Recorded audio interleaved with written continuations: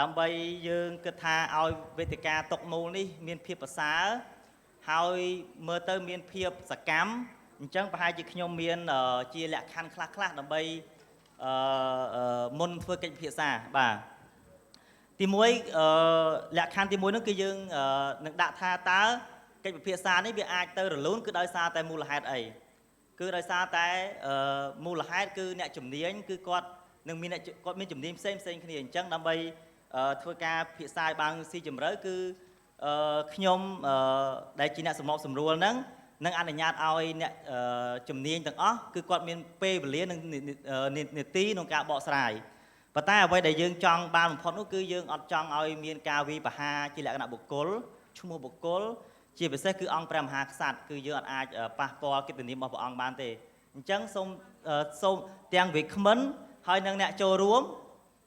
បើសិនជាមានសំណួរអាចថាជាសំណួរជាទូទៅមិនមែនវាយប្រហារទៅលើឈ្មោះបុគ្គលណាទោះបីជាខ្ញុំទទួលស្គាល់ថាពូមីងពេលខ្លះឈឺចាប់ប៉ុន្តែយើងព្យាយាមទប់បន្តិចមកដើម្បីយើងរកដំណោះស្រាយទាំងអស់គ្នាហើយមួយវិញទៀតនោះគឺយើងសូមវាគ្មិនហើយនឹងអ្នកចូលរួមយើងគ្រប់ពេលវេលាឧបមាថាខ្ញុំឲ្យទៅវាគ្មិនមួយគាត់មានសិទ្ធិក្នុងការបកស្រាយអញ្ចឹងសូមវាគ្មិនមួយទៀតអត់អាចនិយាយកាត់បានទេអញ្ចឹងយើងឲ្យពេលវេលាទាំងអស់គ្នាស្មើគ្នាសម្រាប់ការបកស្រាយហើយពូមីងក៏ត្រូវត្រៀមសំណួរដែរបាទហើយយើងនឹងផ្ដល់ឱកាសឲ្យពូមីងនៅក្នុងការបកស្រាយសួរសំណួរប៉ុន្តែខ្ញុំប្រាប់ពីខាងដើមអញ្ចឹងណាថាវេទិកាយើងមិនមែនជាវេទិកាដោះស្រាយបញ្ហាទេអញ្ចឹងសំណួរដែលពូមីងគួរតែត្រៀមថាតើគួរត្រូវធ្វើដូចម្ដេចអ្នកជំនាញនៅទីនេះតើយើងគួរត្រូវធ្វើដូចម្ដេចដើម្បីឲ្យ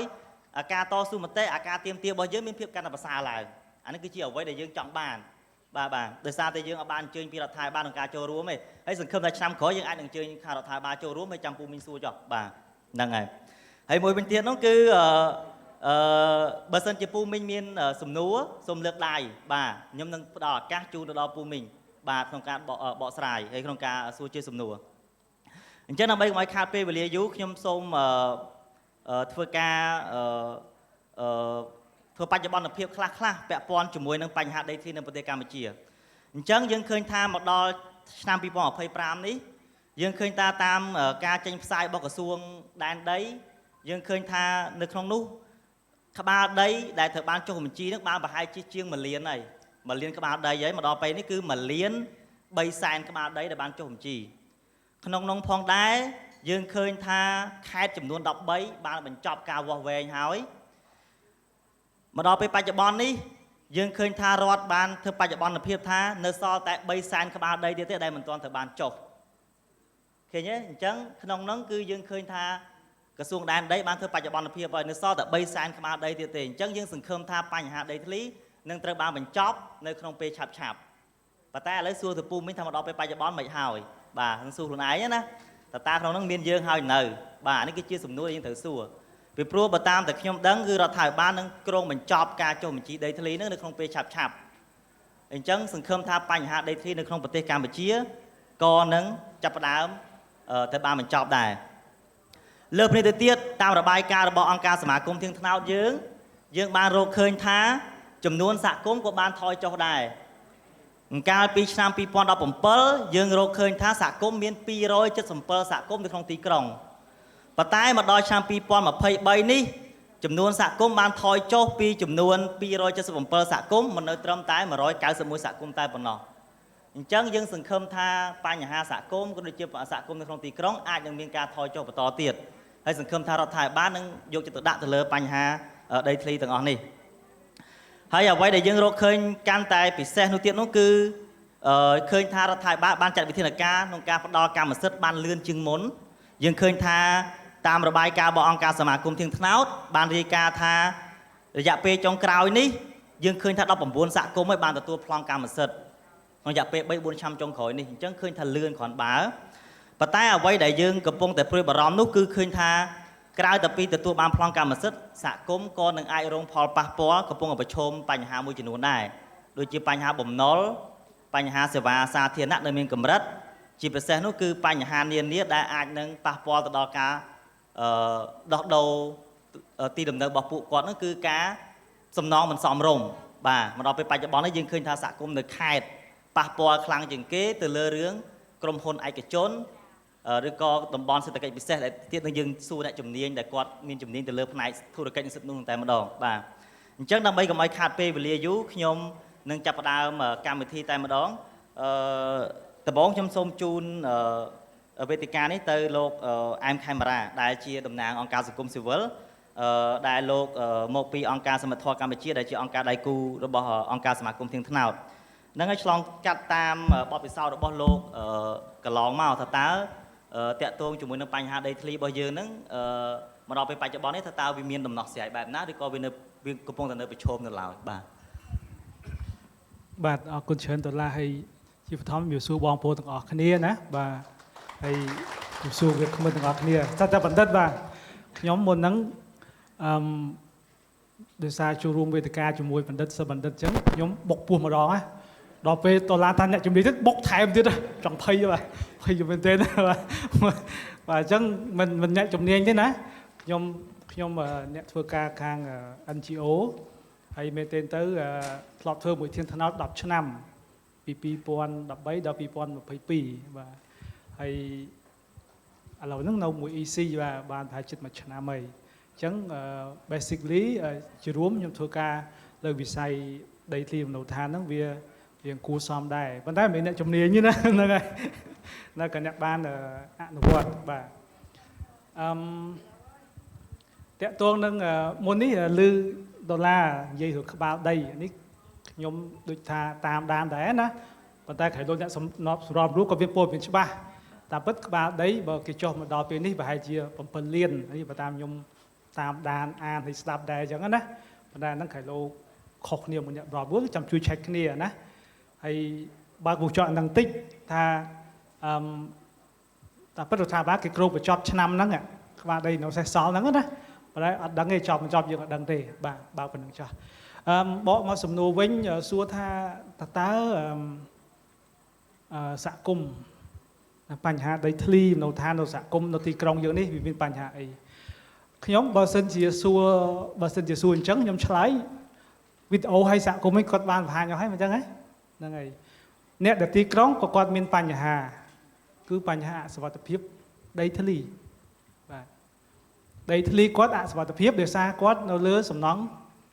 មិនតាន់រៀបរយមិនតាន់សំណង់អនាធិបតេយ្យដែលរដ្ឋាដែលអាជ្ញាធរពីជើងក៏តែងតែចោទគាត់ថារស់នៅមិនស្របច្បាប់បាទខណៈពេលដែលសហគមន៍ខ្លះមិនខ្លះឲ្យច្រើនបាទពីព្រោះបើតាមរបាយការណ៍ធានថ្នោតរហូតឃើញជិត200សហគមន៍នោះឆ្នាំហ្នឹងណាបើតែវាធ្លាក់ប្រហែលវានៅតែច្រើនហើយគណៈពេលដែលធានថ្នោតមានធ្វើនៅបានតែ35សហគមន៍មែនទេអញ្ចឹងនៅសហគមន៍ច្រើនទៀតដែលគេរកឃើញហើយខ្ញុំក៏បានអានរបាយការណ៍របស់ធានថ្នោតដែរគឺមានចិត្ត100មានឲ្យរ៉ោត80មានថាម្ដុំ80សហគមន៍ដែលគាត់ហ្នឹងមិនដឹងថាខ្លួនឯងកំពុងរស់នៅលើដីអីផងអាហ្នឹងខ្ញុំអានរបាយការណ៍របស់ធានថ្នោតដែលចេញ2023ហ្នឹងណាអញ្ចឹងនេះគឺជារឿងព្រួយបារម្ភជាបញ្ហាប្រឈមរបស់សហគមន៍ក្រីក្រហើយមិញបងប្អូនក៏បាននិយាយដែរទាំងនៅលើឆាកហើយនឹងនៅក្នុងវីដេអូបាននិយាយពីការបារម្ភអំពីបញ្ហាប្រឈមរឿងអសុវត្ថិភាពដីធ្លីនៅសុកជួនកាលគេជួនដំណឹងបដិញ្ញចេញទៅណាចេញលិខិតមកបដិញ្ញចេញហើយរឿងនេះកើតឡើងយូរហើយតាំងពីខ្ញុំចាប់ដើមមុនខ្ញុំចូលធ្វើការនៅធានថ្នោត2013ទៀតគេចេញតែលិខិតទេជួនដំណឹង15ថ្ងៃ10ថ្ងៃចេញអាហ្នឹងយូរណាប៉ុន្តែក្រោយមកទៀតអ្នកបរិបរួលបានបញ្ជាក់ឲ្យថារៀងដូចវិធីនៃការដោះស្រាយហ្នឹងវារៀងប្រសើរជាងមុនបាទហើយមួយជ្រុងទៀតសហគមន៍ក៏នៅមានបញ្ហាតកតលនឹងសិទ្ធិទទួលបានកម្មសិទ្ធិមាននៅឋានសមរម្យពីព្រោះសិទ្ធិមាននៅឋានសមរម្យបងប្អូនទៅចាំថាមិនមែនមានតែដបូលហើយអញ្ចឹងទេណាមិនមានតែដបូលហ្នឹងហើយអញ្ចឹង4ហ្នឹងទេឧទាហរណ៍ដូចយើងមើលឃើញផ្ទះអាមេក្នុងវីដេអូឬក៏រូបភាពផ្ទះយើងនៅជាប់គ្នាផ្លូវក៏គ្មានលូក៏គ្មានទឹកស្អាតក៏គ្មានប្រើអគ្គិសនីក៏គ្មានប្រើហ្នឹងអត់ទាន់មាននៅឋានសមរម្យទេបាទពីព្រោះនៅឋានសមរម្យគឺមួយគឺសុវត្ថិភាពដីធ្លីហ្នឹងហើយទី2គេថាភាពរស់នៅបានវាថាតើយើងមានកន្លែងចតម៉ូតូទេកន្លែងកូនលេងទេកន្លែងចតឡានទេបើយើងមានឡានមានសួនទេឬក៏ក្នុងផ្ទះហ្នឹងមកទោះយើងនៅ5-6ម៉ែត្រ buôn chúng nhưng nấu kia đọc nẹo thì họ ở tan xong rôm thế chẳng đấy là ngày ấy buổi tiết nông đá nè xã công class còn đâu ngay pi xì và nhà class có admin bằng mô sầm ram đầu tiên nè tức lớn cái có admin đài admin ban xong thôi năng hai chiaปัญหาประชุมบอสกุมต่างๆได้ยังเมื่อเคยไอ้เดือสกุมกดใจเลยในทีนี้น้องวิดีโอให้การสลายเชียวคือป้าบอกให้ท่าสกุมได้ทีในพนมเป้งให้ในแคสกระโปรงแต่มีปัญหาประชุมให้ยมซ่องประจักษ์มือเทียดท่าเอามันตีเอาจุดอ่อนยังให้ได้บางเวียมีปัญหาพระเจ้าบอกผลดังไหมเนี่ยទីក្រុងក៏ដោយទីប្រជុំជនក៏ដោយបើយើងដោយសារខ្ញុំមិនសុខធ្វើការច្រើននៅទីក្រុងចឹងខ្ញុំសូមលើកឡើងពីទីក្រុងចុះណាទីក្រុងកម្ពុជាយើងមានប្រហែល1លានអ្នកឧទាហរណ៍ឥឡូវយើងមាន2លានអ្នកយើងមាន3លានអ្នកអញ្ចឹងគណៈមនុស្សកើតតម្រូវការកើតផ្ទះអញ្ចឹងអ្នកដែលគេមានលុយគេអុកញ៉ាគេអីគេអ្នកអភិវឌ្ឍខាងចលនាវត្ថុគេទិញដីយើងធ្វើផ្ទះបងប្អូនចេញទៅបឹងតពុនហ្នឹងគេចាក់ដីចាក់អីពេញហ្នឹងមិនចឹងហ៎ធ្វើវិឡាធ្វើផ្សារទំនើបអ៊ីអនប៉ុណ្ណានេះមិនចឹងហ៎អញ្ចឹងកាលណាប្រជាជនកើនយើងត្រូវការធ្វើផ្ទះនៅឋានបាទហើយមួយទៀតតកតងនឹងគេហៅថាសេវាកម្មសាធារណៈក៏វាត្រូវការកើនដែរប្រជាជនកើនត្រូវធ្វើផ្លូវថែមត្រូវធ្វើបន្លាយថែមត្រូវជួសជុលផ្លូវឲ្យផ្លើងថែមតលេអីត្រូវធ្វើឲ្យស្អាតមិនដូចកោះនរាឧទាហរណ៍អញ្ចឹងណាហើយអស់នឹងហើយដែលជាកត្តាដែលធ្វើឲ្យហ្នឹងទៅដល់សហគមន៍ហើយគេអភិវឌ្ឍប៉ុកអូម្ដុំនេះដូចបឹងតពុនកាមុនណាជាជននៅហ្នឹងជាក់ស្ដែងដូចណាព្រៃតកុងហើយនៅព្រៃតកុងមានមកហើយ60ម៉ែត្រមានមកហើយអត់មកហើយគាត់នៅនោះគាត់បេះតែបន្លែដាំតែតកួនហើយយកលក់នៅផ្សារតទៅពេលឥឡូវមានណាអាគារចិត្តអស់ហើយហ្នឹងដីខ្សាច់ទៀតអញ្ចឹងណាអញ្ចឹងវាបាត់បង់ចំណូលផងប្រឈមនឹងបញ្ហាអសុវភាពដីធ្លីផងដោយសារការអភិវឌ្ឍណាប៉ុន្តែនិយាយយ៉ាងមិនជំទាស់នឹងការអភិវឌ្ឍទេណាប៉ុន្តែយើងការអភិវឌ្ឍសម្រាប់ទាំងអស់គ្នាការអភិវឌ្ឍឲ្យគិតគូរអំពីប្រជាជនណាព្រោះប្រជាជនគាត់ណាក្នុងសង្គមប្រជាធិបតេយ្យគាត់ជាម្ចាស់សម្លេងណាគាត់ជាអ្នកមានសិទ្ធិណាក្នុងការគេហៅថាជ្រើសរើសការដឹកនាំមូលដ្ឋានឬថ្នាក់ជាតិអញ្ចឹងនៅពេលដែលប្រជាជនគាត់មានបញ្ហាហើយគាត់មានសំណុំពរអញ្ចឹងសូមឲ្យរដ្ឋាភិបាលទាំងថ្នាក់ជាតិថ្នាក់ក្រោមជាតិជួយគិតគូរពីបញ្ហារបស់ពួកគាត់អញ្ចឹងជាសរុបមកវិញគឺប្រជាពលរដ្ឋទាំងនៅខេត្តហើយទាំងនៅភ្នំពេញណាទីរាជធានីគឺនៅតែប្រឈមហើយឲ្យសម្រាប់ខ្ញុំគិតថាជារឿងដែលយើងនឹងជ័យទីទៀតថារដ្ឋាភិបាលគួរតែព្យាយាមគិតគូរឲ្យមែនទែនដើម្បីរកវិធីសាស្ត្រក្នុងការដោះស្រាយជូនសហគមន៍ក្រីក្របាទអរគុណបាទអរគុណច្រើនលោកខេមរាសម្រាប់ការចំណាប់អារម្មណ៍ដំបូងហើយជាទូទៅគឺគាត់មើលឃើញអំពីមានដូចរបាយការណ៍របស់ធានថ្នោតដែរយើងរកឃើញថាមកដល់ពេលបច្ចុប្បន្នយើងឃើញថារដ្ឋក៏បានយកចិត្តទុកដាក់ច្រើនដែរនៅក្នុងការយកចិត្តទុកដាក់ទៅលើបញ្ហាដែលសហគមន៍កំពុងប្រឈមតែយ៉ាងណាក៏នៅតែមានចំណុចខ្វះខាតមែនតើដោយសារតែខ្ញុំសូមបញ្ជាក់ម្ដងទៀតដោយសារលោកខេមរាបានសួរថាតើប្រមាណលានក្បាលដូចខ្ញុំច្រឡំមិញហ្នឹងគឺ13លានបាទមកដល់ពេលបច្ចុប្បន្ននេះរដ្ឋបានចុះបញ្ជីដីធ្លីឲ្យសហគមន៍ប្រជាពលរដ្ឋនៅតាមខេត្តហ្នឹងគឺបាន13លានក្បាលដីហើយអញ្ចឹងវាបានច្រើនបើតាមតែនេះអញ្ចឹងសូមកែស្ថិតិនឹងតិចបាទអញ្ចឹងជាកិច្ចបន្ទាប់ខ្ញុំគិតថា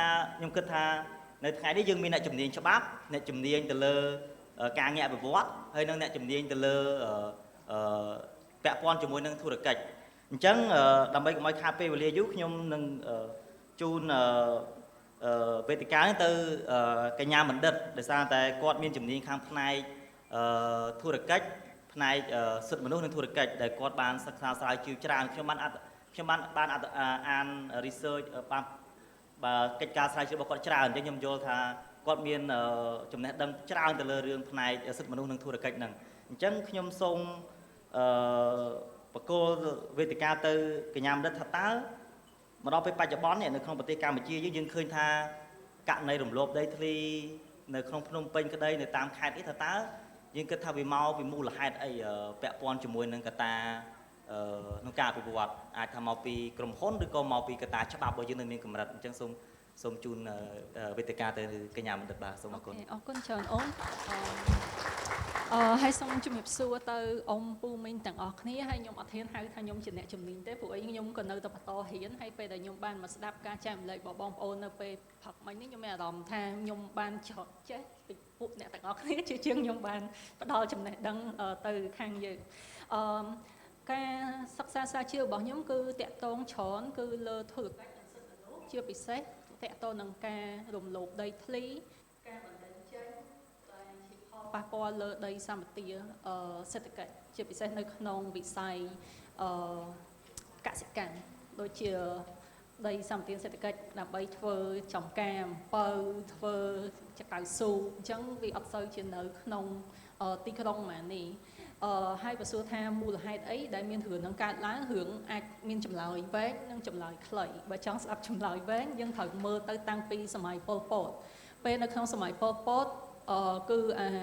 កម្មសិទ្ធិទាំងអស់ការកាន់កាប់គឺអត់មានឯគេរំលាយចោលដល់ពេលយើងចេញពីសម័យប៉ុលពតមកវិញគឺបងប្អូនយើងគាត់ភៀសខ្លួននៅក្នុងប្រទេសទៅវិញទៅមកអ្នកនេះយកដីអ្នកនេះអ្នកនោះនៅដីអ្នកនោះអ្នកពេលខ្លះយើងនៅលើដីរដ្ឋដែលអត់ដឹងថាដីហ្នឹងជាដីរបស់រដ្ឋអត់ទេចឹងបន្ទាប់មកយើងចេញពីសង្គ្រាមយើងអត់សូវជាមានច្បាប់អត់មានច្បាប់ការពារតាក់ទងនឹងកម្មសិទ្ធិសិទ្ធិកាន់កាប់តែប្រទេសយើងត្រូវការកសាងប្រទេសគឺត្រូវឲ្យមានការអភិវឌ្ឍដូចជាមានវិនិយោគចូលមកអញ្ចឹងយើងចាប់ផ្ដើមមានវិនិយោគដូចជាការផ្ដល់សម្បទានមានអីក៏តែច្បាប់របស់យើងគឺនៅទុនខ្សោយអញ្ចឹងយើងមានច្បាប់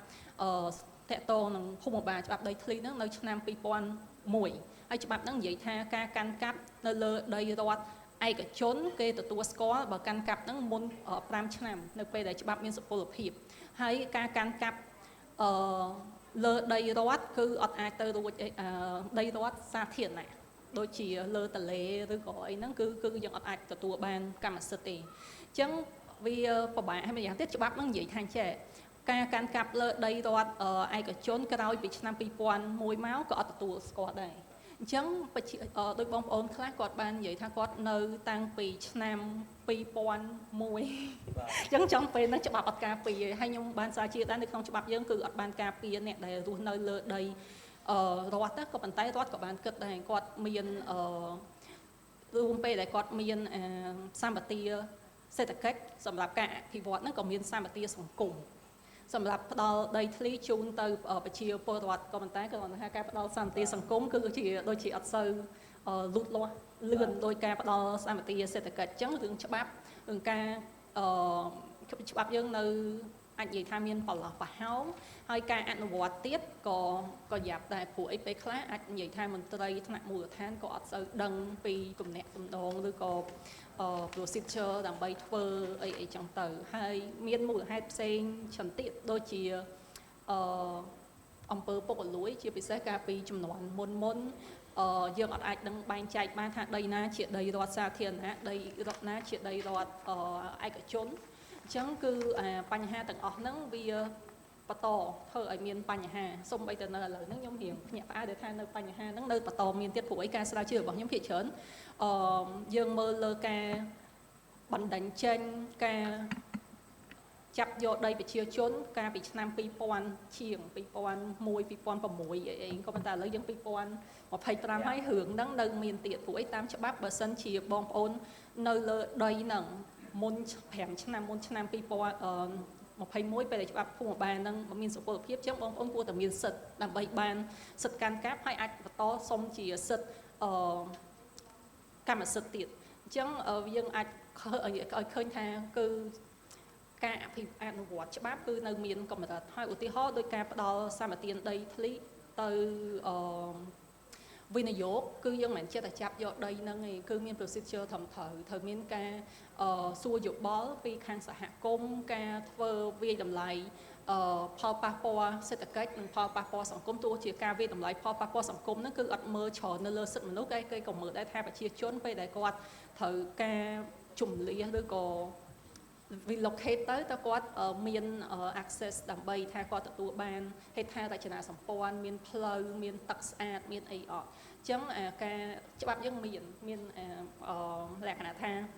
ការការពារនឹងក៏ប៉ុន្តែការអភិវឌ្ឍគឺនៅមានចន្លោះប្រហោងច្រើន ចឹងសំណួរភ្ជាប់ទៀតដោយសារតែអ្នកគ្រូកញ្ញាបណ្ឌិតបានភ្ជាប់ជាមួយនឹងកត្តាច្បាប់អញ្ចឹងខ្ញុំចាប់អារម្មណ៍ទៅលើរឿងកត្តាច្បាប់អញ្ចឹងថាតើអាហ្នឹងបើយើងមើលជាទូទៅថាតើច្បាប់ហ្នឹងវាអាចថាមានចំណុច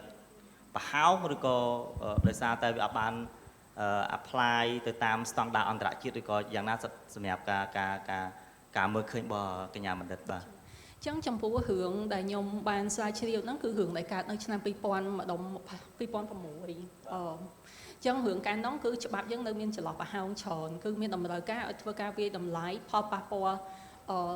បរិស្ថានក៏ប៉ុន្តែថាត្រូវធ្វើមិនអត់ទាន់សូវមានអ្នកដឹងទេហើយពិសេសខាងថ្នាក់មូលដ្ឋានអាជ្ញាធរមូលដ្ឋានហ្មងគាត់អត់សូវដឹងក៏អត់សូវមានសិទ្ធិក្នុងការសម្រេចចិត្តច្រើនក៏ប៉ុន្តែឥឡូវហ្នឹងយើងឆ្នាំ2025ហើយរដ្ឋាភិបាលក៏បានព្យាយាមពង្រឹងច្បាប់ឥឡូវយើងមានច្បាប់ថ្មីគឺក្រមបរិស្ថានចាអញ្ចឹងនៅក្នុងក្រមបរិស្ថានហ្នឹងគឺមាន1000មាត្រាជាងហើយរដ្ឋព្យាយាមពង្រឹងការការពារលើសហគមន៍ដូចជាឥឡូវហ្នឹងគឺក្រុមហ៊ុនគឺត្រូវតែធ្វើការវាយតម្លៃផលប៉ះពាល់បរិស្ថានហើយត្រូវធ្វើការវាយតម្លៃពីក្រុមហ៊ុនដែលគេទទួលស្គាល់មិនមែនចេះតែធ្វើខ្លួនឯង check list ហើយថាបានធ្វើឯងហើយសូម្បីតែស្ថាប័នហេតុវត្ថុឬក៏ធនាគារដែលផ្ដល់កម្ចីទៅឲ្យក្រុមហ៊ុនហ្នឹងក៏គាត់ត្រូវការធ្វើជាភាសាអង់គ្លេសថា sustainability assessment ការវាយតម្លៃលើនៅរដ្ឋភាពរបស់ក្រុមហ៊ុនហ្នឹងថាក្រុមហ៊ុនហ្នឹងគាត់ធ្វើទៅប៉ះពាល់លើបរិស្ថានប៉ះពាល់លើសហគមន៍អត់ហើយបើសិនជាមានការប៉ះពាល់គាត់ត្រូវទៅដោះស្រាយបើសិនជាគាត់អត់ដោះស្រាយមានរឿងកើតឡើងគឺក្រុមខាងហេតុវត្ថុស្ថាប័នហេតុវត្ថុឬក៏ធនាគារហ្នឹងក៏ចូលរួមជាមួយនឹងក្រុមហ៊ុនដែរក្នុងការដោះស្រាយឲ្យប្រជាជនអញ្ចឹងបានយើងឃើញថាច្បាប់របស់យើងគឺព្យាយាមពង្រឹងកិច្ចការពារទៅលើសិទ្ធិសហគមន៍ដែរក៏ប៉ុន្តែវាមិនមែនជារឿងមួយដែលយើងអាចដោះស្រាយមួយថ្ងៃបានដូចជាបងអូននិយាយមិញថាឥឡូវហ្នឹងក្បាលដីដែលត្រូវបាន register ហ្នឹងគឺ13លានក៏ប៉ុន្តែគេភាគច្រើន register ដីដែលអត់មានចំនួនព្រោះអីវាស្រួលជាងហើយដីខ្លះដែលមានចំនួនអាជ្ញាធរមូលដ្ឋានគាត់អត់មានសិទ្ធិនឹងអាចនិយាយថាដីនៅច្រាំងទន្លេហ្នឹងជាដីរបស់រដ្ឋឯកសាធារណៈរបស់រដ្ឋតាមច្បាប់គឺអត់អាចឲ្យជាប្លង់បានទេអញ្ចឹងគាត់អត់អាចដោះស្រាយរឿងហ្នឹងបានព្រោះអីវាផុតពីយុត្តាធិការពីអំណាចរបស់គាត់អញ្ចឹងកន្លែងហ្នឹងយើងអាចនិយាយទៅវិញថាចុះរដ្ឋអាចផ្ដល់ជាសម្បទានសង្គមទៅដល់ប្រជាជនទៅកន្លែងណាមួយដែលគាត់អាចរស់នៅបានមានហេដ្ឋារចនាសម្ព័ន្ធគ្រប់គ្រាន់ដើម្បីជួយឲ្យជីវភាពរបស់គាត់បានប្រសើរឡើងអញ្ចឹងវាមានយន្តការផ្សេងក្នុងការដោះស្រាយចា៎បាទអរគុណច្រើនកញ្ញាបណ្ឌិតដោយសារតែកំពិតខ្ញុំចាប់អារម្មណ៍មែនតើដោយសារតែបញ្ហាស្រុកយើងពូមីងគឺដោយសារតែការអនុវត្តច្បាប់ហ្នឹងអញ្ចឹងដូចខ្ញុំនិយាយពីខាងដើមអញ្ចឹងថ្ងៃនេះយើងសំណាងដែលយើងមានកញ្ញាបណ្ឌិតដើម្បីចូលរួមហើយសង្ឃឹមថាគាត់នឹងអាចចូលរួមបន្តទៀតរបស់អង្គការសមាគមធាងថ្នោតណាបាទពីព្រោះវាជារឿងដែលសំខាន់ណាស់នៅពេលដែលយើងមានគ្រប់ភាគីជាពិសេសភាគីដែលគាត់ឯករាជ្យគាត់មើលឃើញអានឹងគឺជារឿងដែលសំខាន់សម្រាប់ការឲ្យកម្ពុជារបស់យើងនឹងកាន់តែប្រសើរឡើងទៅថ្ងៃខាងមុខបាទដោយសារតែយើងមានកាព្រាដែរគាត់ជាគាត់ជាបណ្ឌិតដែរគាត់ជាមកពីសាកលវិទ្យាល័យ Montreal នៅប្រទេសកាណាដាហើយឆ្នាំហ្នឹងយើងប្លែកយើងមានគាត់ជនជាតិបរទេសដែលគាត់បានចូលរួមជាវាគ្មិនហើយដោយសារតែគាត់ជាបរទេសហើយខ្ញុំនិយាយជាខ្មែរដោយសារតែគាត់យើងមានអ្នកបកប្រែនៅខាងក្រោយសង្ឃឹមថានៅពេលដែលគាត់និយាយជាខ្មែរខ្ញុំគិតថាប្រហែលជាអ្នកបកប្រែអាចបកប្រែតាន់តាមអ្វីជាបរទេសអាចបកប្រែជាខ្មែរតាន់បាទពូមីងមានដឹងថាកម្ពុជាយើងរដ្ឋាភិបាលកម្ពុជាមិនមែនខ្ញុំអ្នកនិយាយណារដ្ឋាភិបាលគាត់បានសន្យាជាមួយនឹងអន្តរជាតិថាកម្ពុជានឹងទទួលយកនៅគេហៅថាផែនការប្រវត្តិប្រកបដោយចីរភាពឆ្នាំ2030ហើយគាត់សន្យាជាមួយអន្តរជាតិថាកម្ពុជានឹងធ្វើឲ្យបាននៅចំនួន17 agenda 17របៀបវិរៈធំឆ្នាំ2030 จะដល់ហើយឃើញសល់ប្រហែលឆ្នាំទៀតដល់2030ហើយបាទ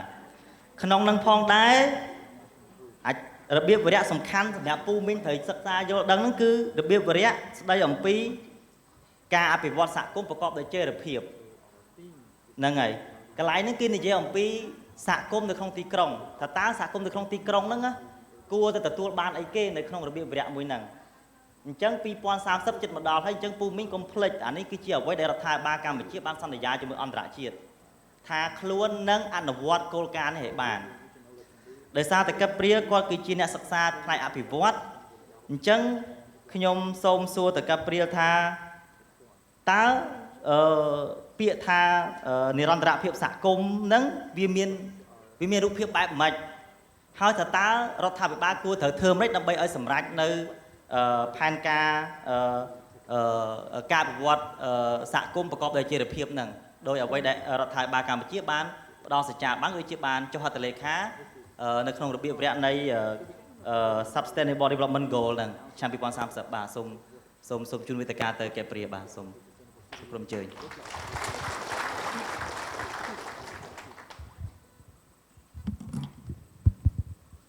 Thank you. Are you going to translate out loud? Or? Yeah, I'll do consecutively. Okay. Thank you for the invitation, and I feel shy as well and stressed as well because I'm surrounded by 300 experts, and I don't feel to be the expert here.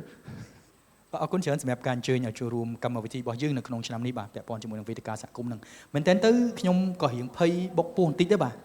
អង្គុយជាមួយនឹងអ្នកជំនាញសហគមន៍ផ្សេងដែលដឹងរឿងហ្នឹងច្រើនជាងខ្ញុំបាទបើថាលោកកាមេរ៉ាគាត់បុកពោះខ្ញុំក៏បុកពោះដែរបាទ Yes, so to go back to your question, I think we could start by saying that Cambodia is experiencing like a new phenomenon and a big transformation of the society over the past 10 years, which is the transition from mostly rural society to an urban society. បើអញ្ចឹងបើសិនជាយើងមើលមកក្នុងបរិបទប្រទេសកម្ពុជាវិញយើងឃើញថាវាគឺជាសក្តានុពលមួយថ្មីបន្ទាប់ពីមួយរយៈចុងក្រោយជាង10ឆ្នាំមុននេះគឺយើងឃើញមានជាអន្តរកាលការផ្លាស់ប្ដូរពីមុនមកដល់ឥឡូវហ្នឹងគឺយើងឃើញថាមានការអភិវឌ្ឍផ្សេងគ្នានៅក្នុងកម្រិតមួយដែលធ្វើទាំងនៅតំបន់ជុំវិញទីក្រុងក៏ដូចជានៅក្នុងទីប្រជុំជននៅទីក្រុងផងដែរបាទ If you look at the demographic, the official numbers are saying that there is around 25 to 30% of the population who are living in cities right now in Cambodia, right? But in fact, recent studies show that we are more around 40%, 45%, and that this number will rise to more than 50 in 10 years. So this means that in 10 years, Cambodia will be officially more an urban society rather than a rural society. បើអញ្ចឹងបើសិនជាយើងមើលទិន្នន័យប្រជាសាស្ត្របាទតាមការស្រាវជ្រាវមានន័យថាគេអាចនិយាយបានថាមាន25ទៅ30% នៃប្រជាពលរដ្ឋសរុបរបស់យើងហ្នឹងទូទៅទាំងប្រព័ន្ធ10លានអ្នកហ្នឹងរស់នៅមាន25%ទៅ30%រស់នៅក្នុងតំបន់ទីក្រុងទីប្រជុំជនទីតំបន់ទីក្រុងអញ្ចឹងទៅបាទតែពិតបើសិនជាតាមការស្រាវជ្រាវជាក់ស្ដែងគឺយើងរកឃើញថាមាន40ទៅ45% ដែលគាត់កំពុងតែរស់នៅក្នុងតំបន់ទីក្រុងបាទបើសិនជាយើងប្រៀបធៀបជាមួយប្រជាពលរដ្ឋសរុបហ្នឹងហើយ10ឆ្នាំទៅមុខទៀតគឺយើងអាចនិយាយបានថា 50% នៃប្រជាពលរដ្ឋសរុបហ្នឹងគឺគាត់នឹងរស់នៅក្នុងតំបន់ដែលយើងហៅថាតំបន់ទីក្រុងជាជាងគេហៅថាតំបន់ដាច់ស្រយាលឬក៏អង្ខេតចឹងទៅបាទ This reality has been the subject of changes in terms of public policy. I'm thinking about the publication, for example, of the industrial development policy in 2015, this policy said clearly that Cambodia has to develop its urban areas outside Phnom Penh, and this is one of the first time that the Cambodian government is thinking about urban development outside Phnom Penh, which has been the core urban center of the country for about decades. បើសិនជាយើងមើលទៅលើគោលនយោបាយសាធារណៈដែលបានដាក់ចេញក្នុងឆ្នាំ2015ហ្នឹងគឺបានដៅមុខព្រួញនៃការអភិវឌ្ឍលើទីតាំងជុំវិញទីក្រុងដែលយើងហៅថាការអភិវឌ្ឍទីប្រជុំជននោះ បាទដូច្នេះហើយទើបមានជាដំណើរការក៏ដូចជាយើងឃើញថាមានការអភិវឌ្ឍច្រើនមែនទែនបើអ្នកទាំងអស់គ្នាបានកត់សម្គាល់យើងឃើញថាមានការអភិវឌ្ឍទៅតាមជាក្រុងច្រើនអានេះហើយដោយសារតែវាផ្អែកទៅលើគោលនយោបាយសាធារណៈនៅក្នុងឆ្នាំ2015ហ្នឹងបាទហើយនេះគឺជាការអភិវឌ្ឍដែលត្រូវបានពិភាក្សាក៏ដូចជាដាក់ចេញតាំងពីមួយសតវត្សអីមុននោះបាទគឺបានពិភាក្សាទៅលើចំណុចហ្នឹងដែលជាគម្រោងគោលការណ៍ហ្នឹងបាទ And through that policy and others, the sustainable development of cities has become a very important objective of the government, which aligns to the UN agenda, but also to other regional policy framework, such as the ASEAN objective in terms of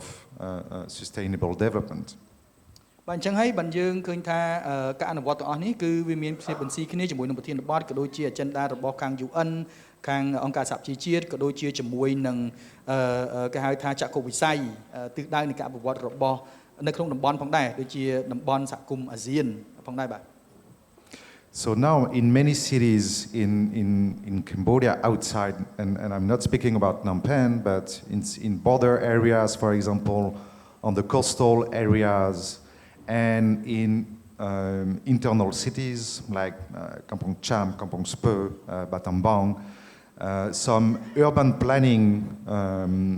some plans to develop those cities and to plan the development of those cities are being drawn and implemented by the central government, but also by regional bodies and more local bodies, which is also the objective of the decentralization of the urban planning authorities in Cambodia. បើយើងមើលទៅលើគម្រោងគោលនយោបាយដែលយើងហៅថាវិសមជ្ឈការហ្នឹងគឺការអភិវឌ្ឍ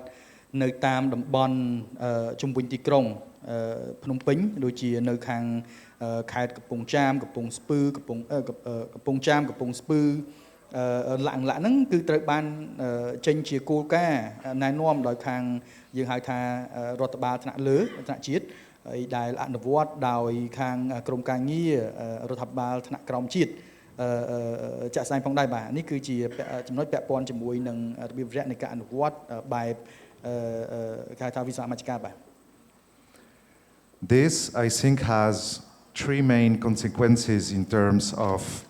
land rights and land issue. The first one is because urbanization is accelerating all over the country, we could expect that land issues will become more and more harder in the next decade or so. This is, for example, what I witnessed and studied in Sihanoukville, which with the urban boom, Sihanoukville is a specific city because of the Chinese investment. This is not happening everywhere in Cambodia, of course, but anyway, we see that the land issues are becoming stronger there because of this fast development. And I think that we will experience other problems like I witnessed in Sihanoukville in other cities because of this urban development all over the country. បើយើងនិយាយអំពីបញ្ហាដីធ្លីតែម្ដងខ្ញុំអាចលើករណីនៅកំពង់សោមយកមកចែកម្លែកសិនដោយសារតែនៅក្នុងខេត្តបរសេនុឬក៏ទីក្រុងកំពង់សោមនេះយើងឃើញហើយមានការអភិវឌ្ឍលឿនមែនទែននេះក៏ប្រហែលជាដោយសារតែមានការចូលរួមពាក់ព័ន្ធតាក់ទងជាមួយនឹងគេហៅថាការអភិវឌ្ឍច្រើនពីខាងវគ្គអ្នកវិនិយោគជនជាតិចិនឡាក់ចឹងទៅក៏ប៉ុន្តែទន្ទឹមនឹងពេលដែលមានការអភិវឌ្ឍរីកដុះដាលលឿនដូចផ្សិតហ្នឹងក៏មានបញ្ហាប្រឈមច្រើនដែរតាក់ទងជាមួយនឹងបញ្ហារឿងដីធ្លីតាក់ទងជាមួយនឹងការបដិញ្ញចេញដោយបង្ខំឡាក់អានេះគឺដោយសារតែវាជាគេហៅថាចំណុចមួយដែលពាក់ព័ន្ធជាមួយនឹងល្បឿននៃការអភិវឌ្ឍទីក្រុងនេះអញ្ចឹងនេះគ្រាន់តែជាឧទាហរណ៍មួយហើយខ្ញុំគិតថាបញ្ហាហ្នឹងវានឹងត្រូវបានរីកសាយភាយទៅកាន់តំបន់ផ្សេងទៀតដោយសារតែតំបន់ផ្សេងនេះក៏វាស្ថិតនៅក្នុងមុខព្រួយនៃការអភិវឌ្ឍទីក្រុងហ្នឹងផងដែរអញ្ចឹងបញ្ហាដែលកំពុងតែកើតឡើងនៅក្នុងដែលកំពុងតែកើតក៏ដូចជាបានកើតឡើងនៅក្នុងទីក្រុងបរសេនុឬក៏កំពង់សោមហ្នឹងក៏វានឹងអាចកើតឡើងនៅតំបន់ផ្សេងទៀតផងដែរបាទ I'm so sorry you asked me to make very short sentences and I do not. The second consequence, I think, is that there is a stronger and stronger role of local authorities in planning the development of local areas and urban areas in Cambodia, which means that in terms of land rights, but also sustainable development, socio-economic issues, etc., local authorities, like at the provincial level, will become more and more the first people to talk to negotiate with when comes the time to defend the rights of vulnerable communities and people, and when comes also the time when people will want to participate in the planning and development of their cities and territories. បាទមួយទៀតហ្នឹងគឺបញ្ហាមួយទៀតដែលខ្ញុំមើលឃើញដែរផងដែរហ្នឹងគឺពាក់ព័ន្ធជាមួយនឹងគេថាអំណាចនៃការចូលរួមក្នុងការគេថារចនាប្លង់អភិវឌ្ឍដោយអាជ្ញាធរនៅក្នុងតំបន់ក៏ដូចជាថ្នាក់ក្រមជាតិផងដែរបាទគាត់គឺជាអ្នក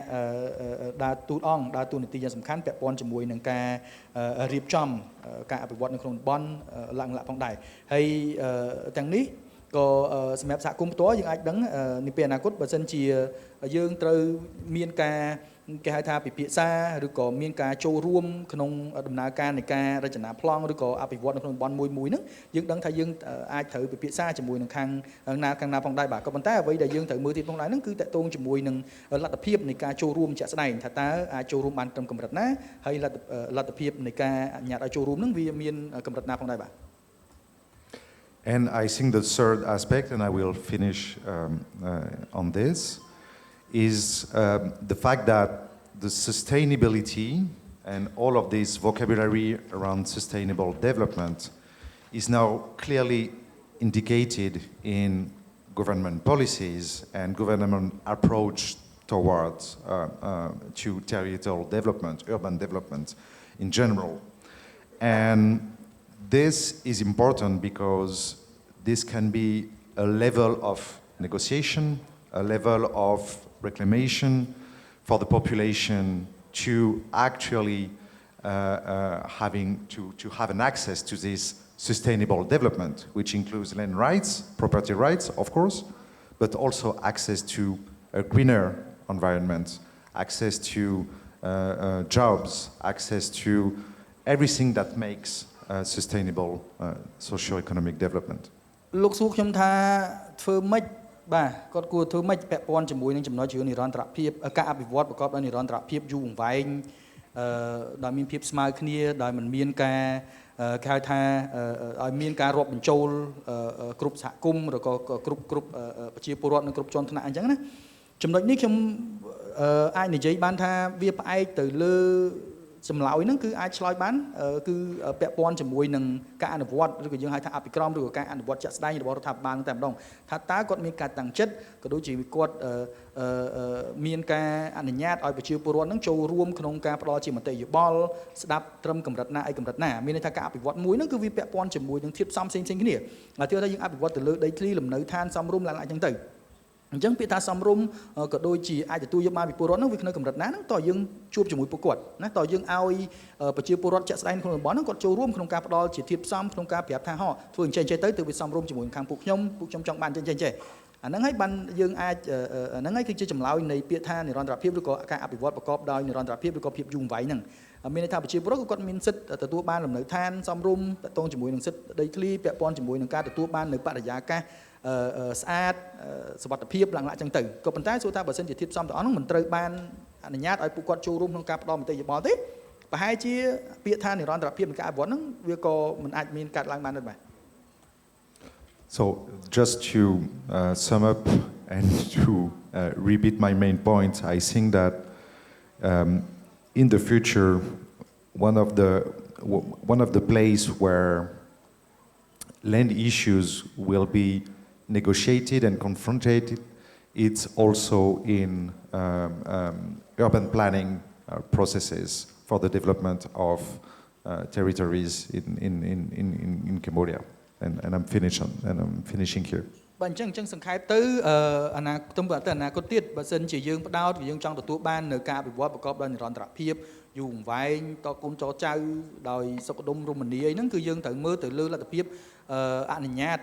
យប្រជាពលរដ្ឋផ្ទាល់ក៏ដូចជាភាគីពាក់ព័ន្ធហ្នឹងមានលទ្ធភាពក្នុងការចរចាក៏ដូចជាផ្ដល់ជាធាតុផ្សំប្រាប់ថាធ្វើអញ្ចេះអាហ្នឹងទើបយើងអាចទទួលវាបាន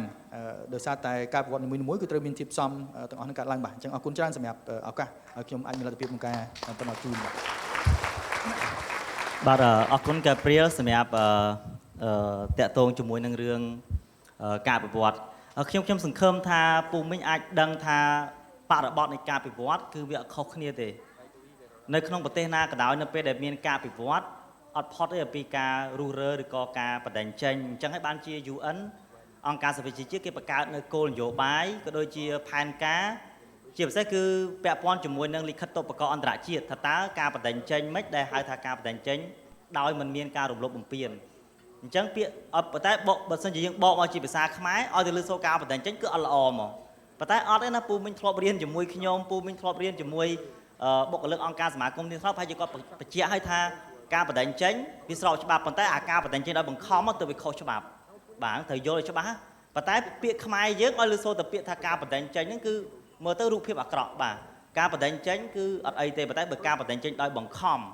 អានេះគឺវាខុសច្បាប់បាទអានេះត្រូវពូមិញដឹងហើយដោយការព្រាបានលើកឡើងមិញហ្នឹងគឺវាពាក់ព័ន្ធជាមួយនឹងគោលនយោបាយពាក់ព័ន្ធជាមួយនឹងរឿងផ្សេងទៀតដែលរួមចំណែកនៅក្នុងការអភិវឌ្ឍប្រកបដោយចីរភាពវាតតែមានការចូលរួមពីពូមីងដែលជាអ្នករងផលប៉ះពាល់ទាំងអស់ហ្នឹងហើយខ្ញុំសូមត្រឡប់ទៅមុននឹងសំណួរខ្ញុំសូមទៅបន្តិចទៀតជាមួយនឹងការយល់ឃើញដូចជាការមើលឃើញជាទូទៅរបស់ហ្នឹងខ្ញុំសូមទៅលោកខេមរាពាក់ព័ន្ធជាមួយនឹងយើងឃើញថាកន្លងមកនេះយើងឃើញថារដ្ឋក៏បានធ្វើល្អច្រើនជាពិសេសគឺគាត់បានអនុវត្តនៅក្រៅទៅពីច្បាប់ភូមិបាលដូចកញ្ញាមនិតបានលើកឡើងការ2001ហ្នឹងយើងឃើញថានៅពេលដែលក្រោយទៅពេលមានបញ្ហាកើតឡើងរដ្ឋបានបង្កើតនៅគោលនយោបាយបង្កើតនៅសារាចរមួយទៀតហៅថាសារាចរ03ឆ្នាំ2010ហើយយើងឃើញថាសារាចរ03ហ្នឹងហើយដែលជាផ្នែកមួយនៃការគាំពៀទៅដល់សហគមន៍ក្រីក្រនៅក្នុងទីក្រុងបាទសម្រាប់លោកផ្ទាល់លោកឃើញថាតើមកដល់រយៈពេល15ឆ្នាំកន្លងទៅនេះតើការអនុវត្តសារាចរ03ហ្នឹងលោកគិតថាតើវាមានប្រសិទ្ធភាពកម្រិតណាហើយវានៅមានចំណុចខ្វះខាតកន្លែងណាដែលរដ្ឋាភិបាលគួរតែបន្តបំពេញបន្ថែមទៀតតាមការមើលឃើញរបស់លោកផ្ទាល់បាទសូមគោរពអញ្ជើញខ្ញុំអានរបាយការណ៍របស់ទៀងថ្នោតទៀតណាទៀងថ្នោតបានសរសេរច្បាស់ហើយនៅក្នុងហ្នឹងបាទគឺប្រជាជនជិត 80% ដែលក៏អត់ដឹងសោះអំពី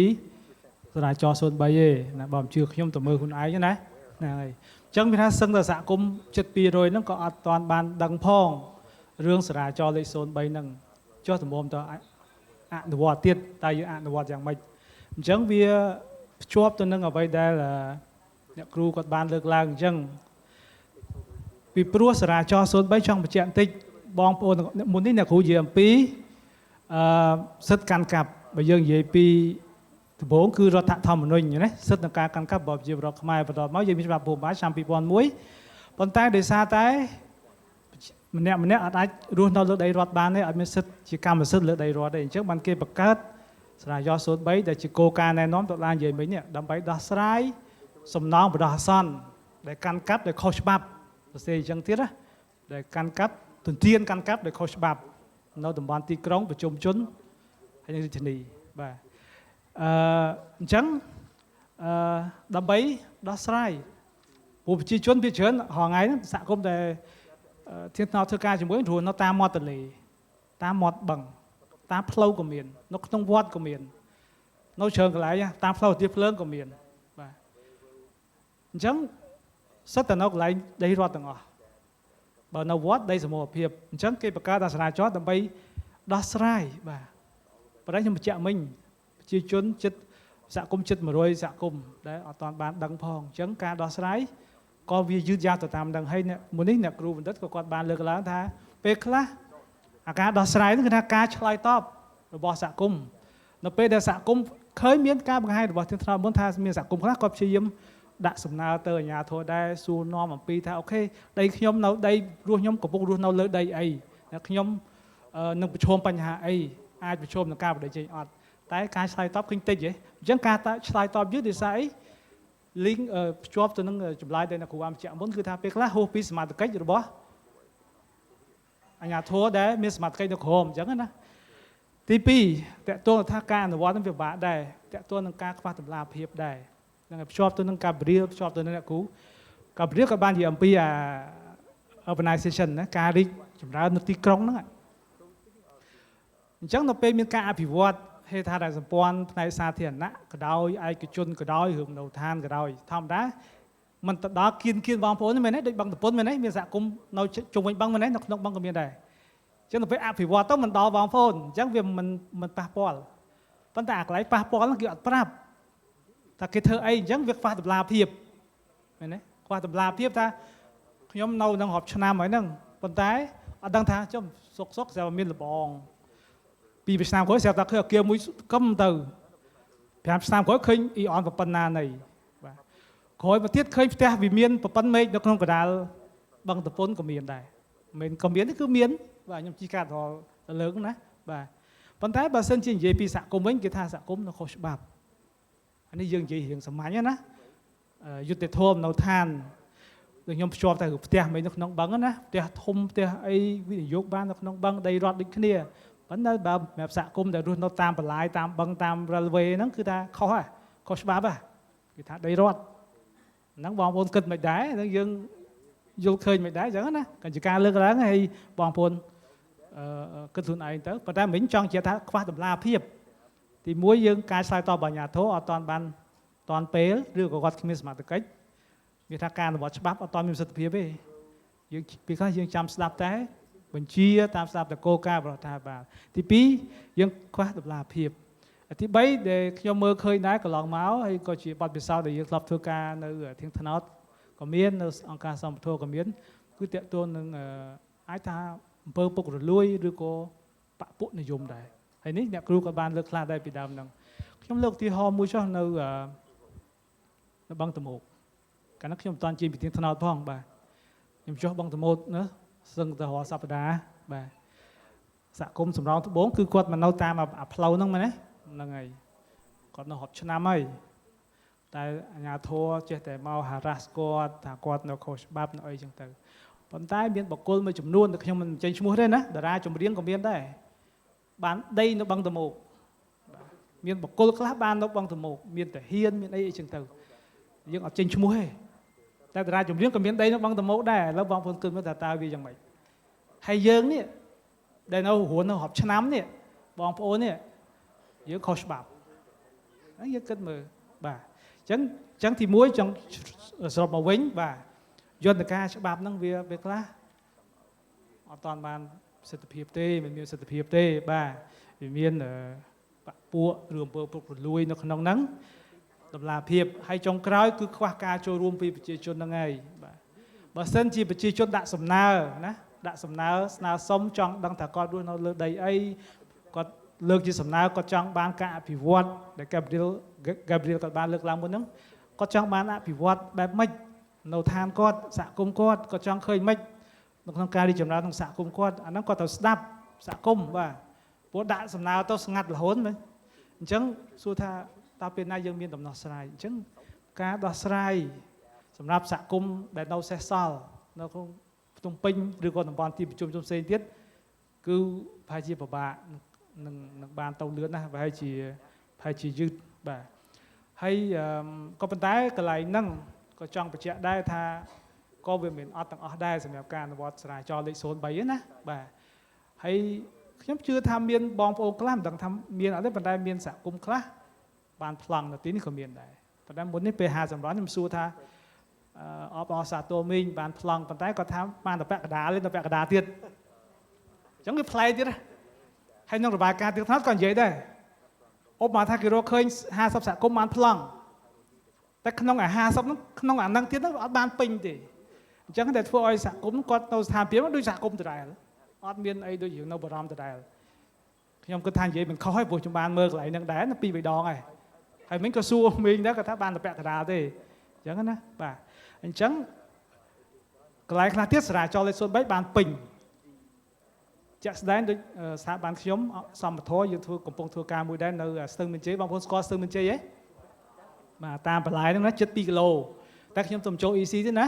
តែមុនក៏ធ្លាប់ធ្វើជាមួយស្ទឹងមានជ័យដែរគឺគេអនុវត្តសារាចរលេខ03ជោគជ័យបាទប៉ុន្តែជោគជ័យនេះវាមានកត្តាមួយផ្សេងទៀតដែរគឺកាលនោះខ្ញុំចាំមានតាំងពីមុនខ្ញុំចូលសម្បធរណាគឺ GIZ គេភ្នាក់ងារអភិវឌ្ឍអាល្លឺម៉ង់អីគេហ្នឹងគេជជែកជាមួយនឹងសាលាដូចភ្នំពេញហើយលើកសំណើនឹងឡើងដើម្បីរួមប្រតិទនការអភិវឌ្ឍបន្លាយបាទអញ្ចឹងក៏ជជែកគ្នានឹង4ឆ្នាំដើម្បីបានការអភិវឌ្ឍនៅនឹងកន្លែងទៀតដោយគេអនុវត្តសារាចរលេខ03អញ្ចឹងមានន័យថាជារួមវានៅតែមានបញ្ហាក្នុងការអនុវត្តសារាចរលេខ03ក៏ប៉ុន្តែក៏មានខ្លះដែលគេអនុវត្តដែរប៉ុន្តែចង់ជំរាបបងប្អូនចេះដែរណាស្ទឹងមានជ័យបានប្លង់ on site upgrading បាន4x6ទេបងប្អូន4x6ធំឯទូចណាបាទទូចណាបាទ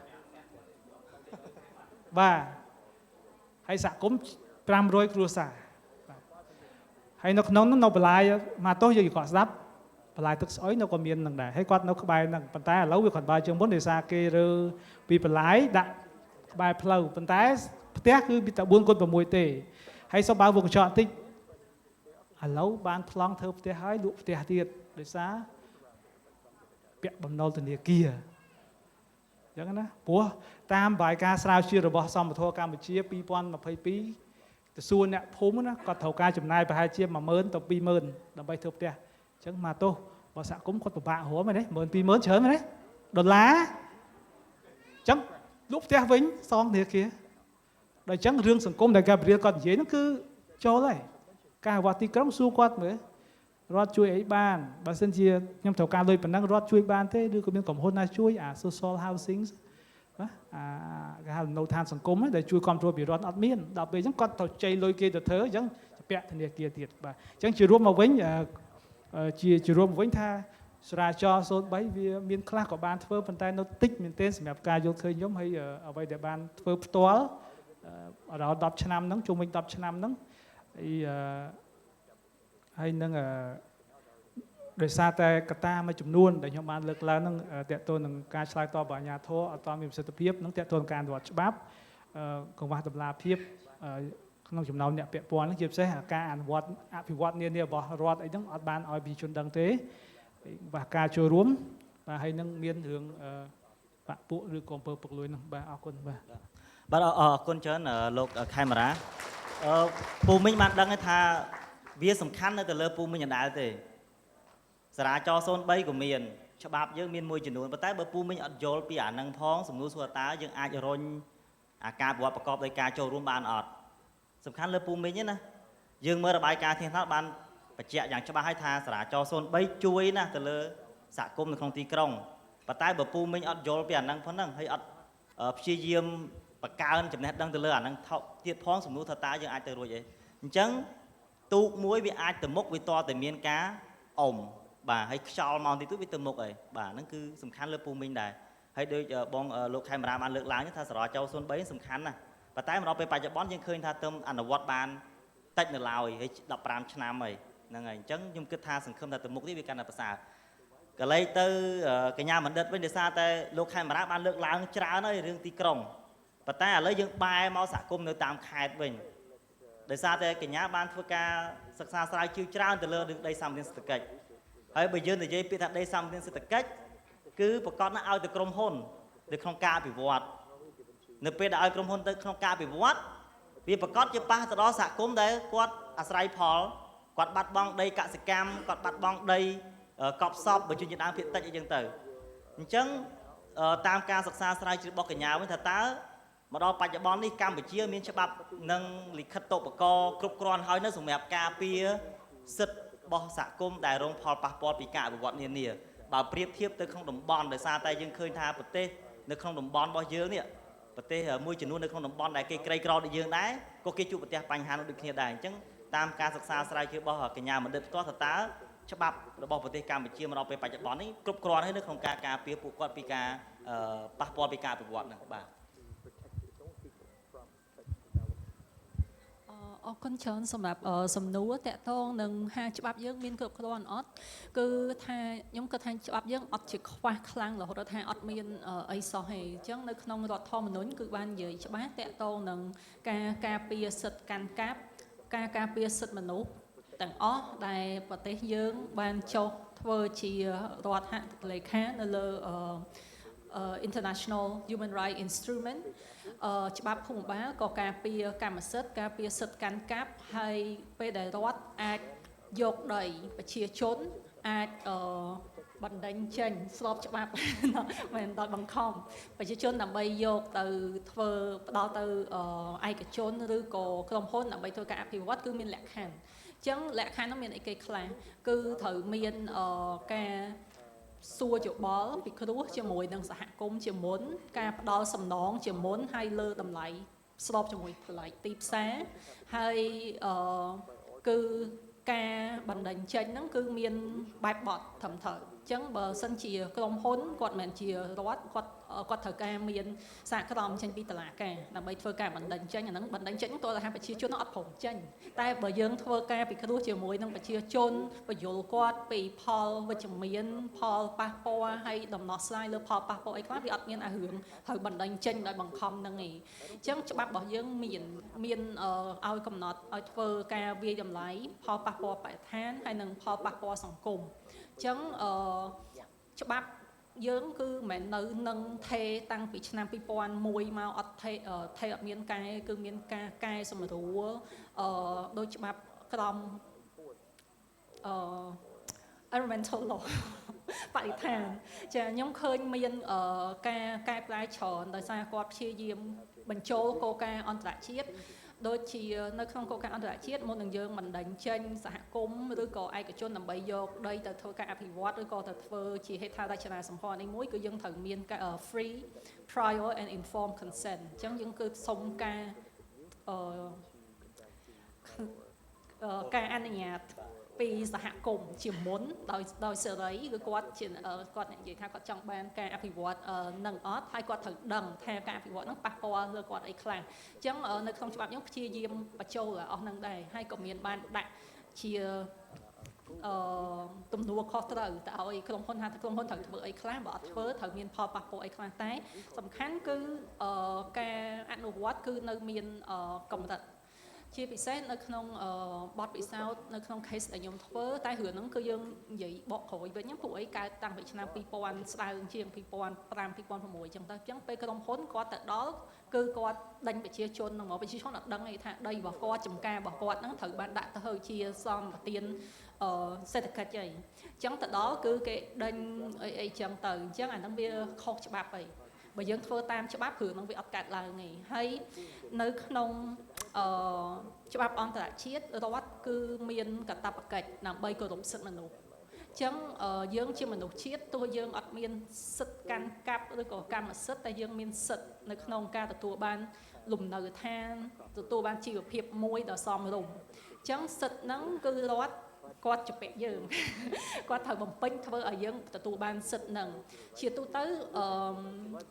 ក្រុមហ៊ុនគឺអត់មានកាតព្វកិច្ចអស់ហ្នឹងទេក៏ប៉ុន្តែដោយសារតែមានផលប៉ះពាល់តទៅនឹងធុរកិច្ចច្រើនមិនតែនៅក្នុងស្រុកយើងទេនៅក្នុងស្រុកក្រៅក៏អញ្ចឹងដែរគឺមានរឿងការបណ្ដេញចេញដោយបង្ខំ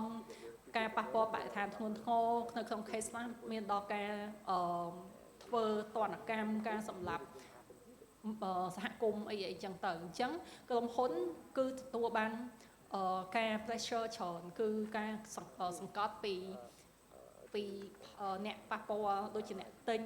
អ្នកវិនិយោគអីហ្នឹងគឺថាឲ្យគាត់ធ្វើសហប្រតិបត្តិការ business របស់គាត់ហ្នឹងគឺប្រកបដោយការទទួលខុសត្រូវនិងនិរន្តរភាពអញ្ចឹងនៅក្នុងរឿងខ្លះដែលខ្ញុំស្រាវជ្រាវមើលគឺនៅក្នុងស្រុកយើងសិទ្ធិដីធ្លីកម្មសិទ្ធិប្រជាជនយើងគឺនឹងរដ្ឋគឺអត់តាន់ដូចរីអត់ដឹងថាដីហ្នឹងជាដីណាគេប្រកាសទេក៏ប៉ុន្តែគាត់បានប្រើប្រាស់យន្តការផ្សេងទៀតដើម្បីទាមទារផលសំណង សងខូចខាតឬក៏ការ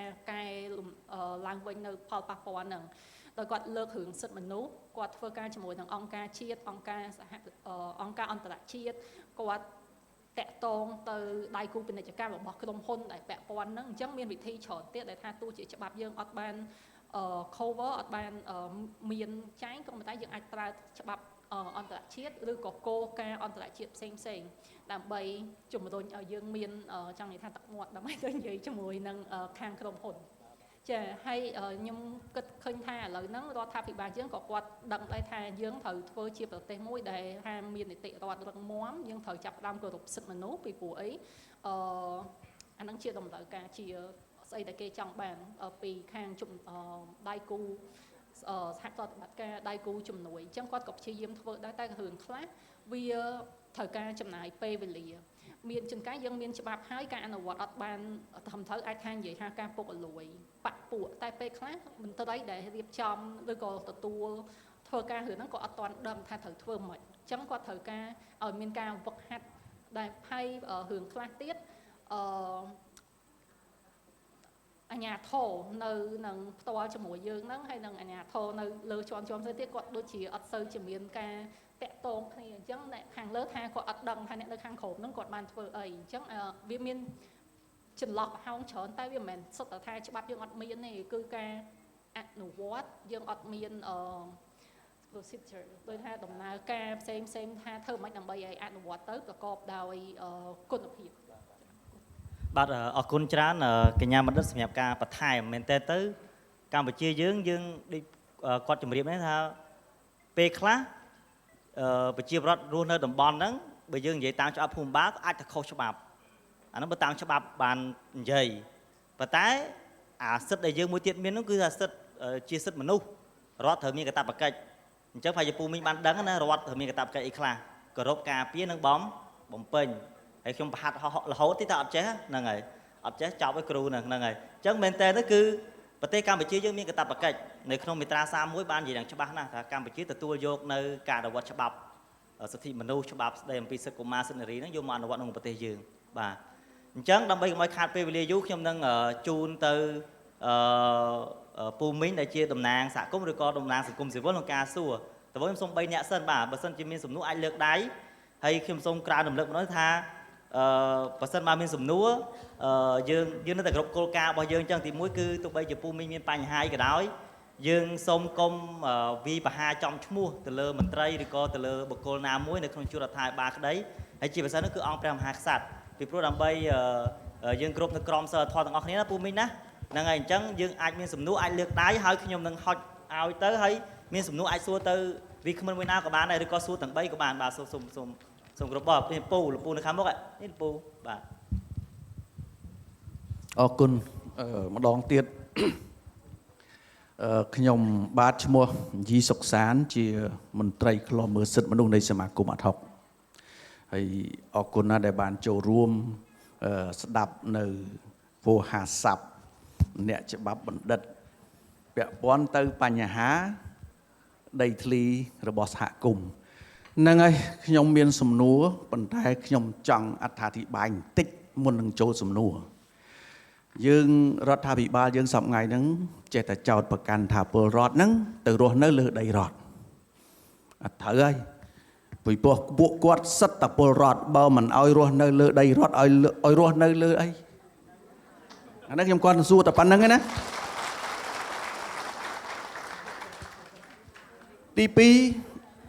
ពាក់ព័ន្ធទៅនឹងការអភិវឌ្ឍបើយើងនិយាយអំពីតាមដោះស្រាយតាមផ្លូវច្បាប់ដូចអ្នកស្រីបណ្ឌិតណាពាក់ព័ន្ធទៅជាមួយនឹងសម្បទានដីសេដ្ឋកិច្ចណាតាមពិតទៅមិនខ្វះទេច្បាប់ស្រុកខ្មែរនឹងស្អាតបំផុតហើយល្អហើយច្រើនបំផុតប៉ុន្តែហេតុអីដោយលោកមករាបានបញ្ជាក់ហ្នឹងថាដីរដ្ឋដែរសុកមានប្រព័ន្ធណានៅកដាលទឹកហើយស្របច្បាប់ហើយពលរដ្ឋនៅគៀនខុសច្បាប់បើសិនជាយើងគិតថាអ្នកនយោបាយពេលខ្លះគាត់លើកថាទឹកបង្កើតពីអពតមកវាខ្ទេចខ្ទីអស់ហើយបើយើងពី79មកដល់ឥឡូវប្រហែលឆ្នាំហើយ50ឆ្នាំជាង អ្នកខ្លះរស់បាន60 70ងាប់បាត់ហើយម្នេះហើយយើងថាទឹកកើតតែមិនកើតហើយបើសិនជាគាត់មកដល់ថ្ងៃហ្នឹងរដ្ឋាភិបាលខ្ញុំនិយាយអស់មិនទាន់បានបំពេញកាតព្វកិច្ចជូនពលរដ្ឋនៅឡើយទេជាពិសេសប្លង់ដីហើយគាត់សម្បទានឲ្យបរទេសគាត់ថាធ្វើតាមផ្លូវច្បាប់ធ្វើតាមផ្លូវច្បាប់តើគាត់តើរដ្ឋាភិបាលហ្នឹងបានត្រៀមដើម្បីឲ្យពលរដ្ឋហ្នឹងស្របច្បាប់ហើយឬនៅដីឃ្លីក៏មិនទាន់មានអ្នកខ្លះអត់ទាំងទាន់មានបានគ្រួសារអត់ទាំងទាន់មានអត្តសញ្ញាណប័ណ្ណផងដោយសាររវល់រស់ស៊ីហ្នឹងជាបន្ទុកប៉ុន្តែយើងអត់បានគាត់អត់បានបកស្រាយថាមុននឹងដោះស្រាយតាមផ្លូវច្បាប់ជូនពលរដ្ឋយើងត្រូវតើពលរដ្ឋយើងមានស្អីខ្លះតាមផ្លូវច្បាប់ដែរឬអត់អ្នកឲ្យតលយៈភាពមួយទៀតពាក់ព័ន្ធនឹងសហគម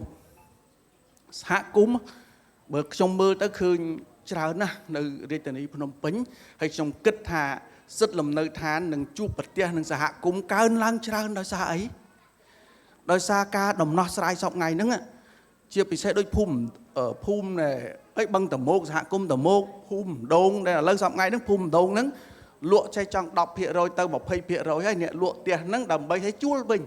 លក់ឲ្យគេឲ្យជួលរស់នៅវិញអញ្ចឹងនៅក្នុងសហគមន៍ហ្នឹងរដ្ឋដោះស្រាយបានតែសំណងដីតិចតួចលុយតិចតួចយើងយកទៅរស់នៅលើដីហ្នឹងទៅយើងអត់មានមុខរបរជាពាក់បំណុលមិនយូរមិនឆាប់ទៅនៅសហគមន៍ទៀតណាអាហ្នឹងដែលខ្ញុំមើលឃើញណាទី2ដីសម្បត្តិសេដ្ឋកិច្ចវិលមកក្រោយវិញតិចបើនិយាយពីស្រុកគេវិញយើងធ្លាប់ទៅមើលនៅម៉ាឡេស៊ីនៅអីដែរហើយយើងសម្បត្តិដីសេដ្ឋកិច្ចហ្នឹងបើយើងក្រុមហ៊ុនពីមុនខ្ញុំមានរបាយការណ៍ដូចចង់200ក្រុមហ៊ុនហើយសម្បត្តិដីទៅឲ្យបរទេសហ្នឹងចូលប្រហែលចូលចង់2លានហិកតាវាគួរណាស់តែស្រូបបាននេះអ្នកក្រីក្រនៅតាមខេត្តមានមុខរបរមានការងារធ្វើច្រើនណាស់មកដល់ឥឡូវសុំសួរថាសម្បត្តិដីសេដ្ឋកិច្ចហ្នឹងបានស្អីខ្លះផ្លែផ្កាជូនពលរដ្ឋទេនៅសល់តែដីក្រុមហ៊ុនរដ្ឋចោលហើយដីហ្នឹងត្រូវអាជ្ញាធរយកមកជួលឲ្យពលរដ្ឋវិញហើយដោះស្រាយផលប៉ះពាល់បើនិយាយតាមច្បាប់មានដូចកញ្ញាមានប្រសាសន៍អញ្ចឹងមុននឹងផ្ដល់ដីសម្បត្តិឲ្យសេដ្ឋកិច្ចឲ្យទៅក្រុមហ៊ុនណាមួយវាត្រូវតែមានដោះស្រាយផលប៉ះពាល់យ៉ាងម៉េចដូចញូញៀនណានៅកោះកុង UDG 36,000 ហិកតាប៉ុន្តែគាត់ដោះស្រាយផលប៉ះពាល់គាត់ដោះដៃដុំឯងគាត់ទៅអភិវឌ្ឍមកច្បាច់ទៅហ្នឹងគាត់ទៅដោះស្រាយទៅហ្នឹងគាត់មិនមែនដោះស្រាយរួមទូទៅទេចំណុចហ្នឹងដែលនៅជាបញ្ហារហូតដល់សពថ្ងៃហ្នឹងដែលពលរដ្ឋយើងហ្នឹងងើបមិនរួចពីភាពក្រីក្រទេដោយសារអីដោយសារវាអត់មានមុខរបរមួយទៀតពាក់ព័ន្ធជាមួយនឹង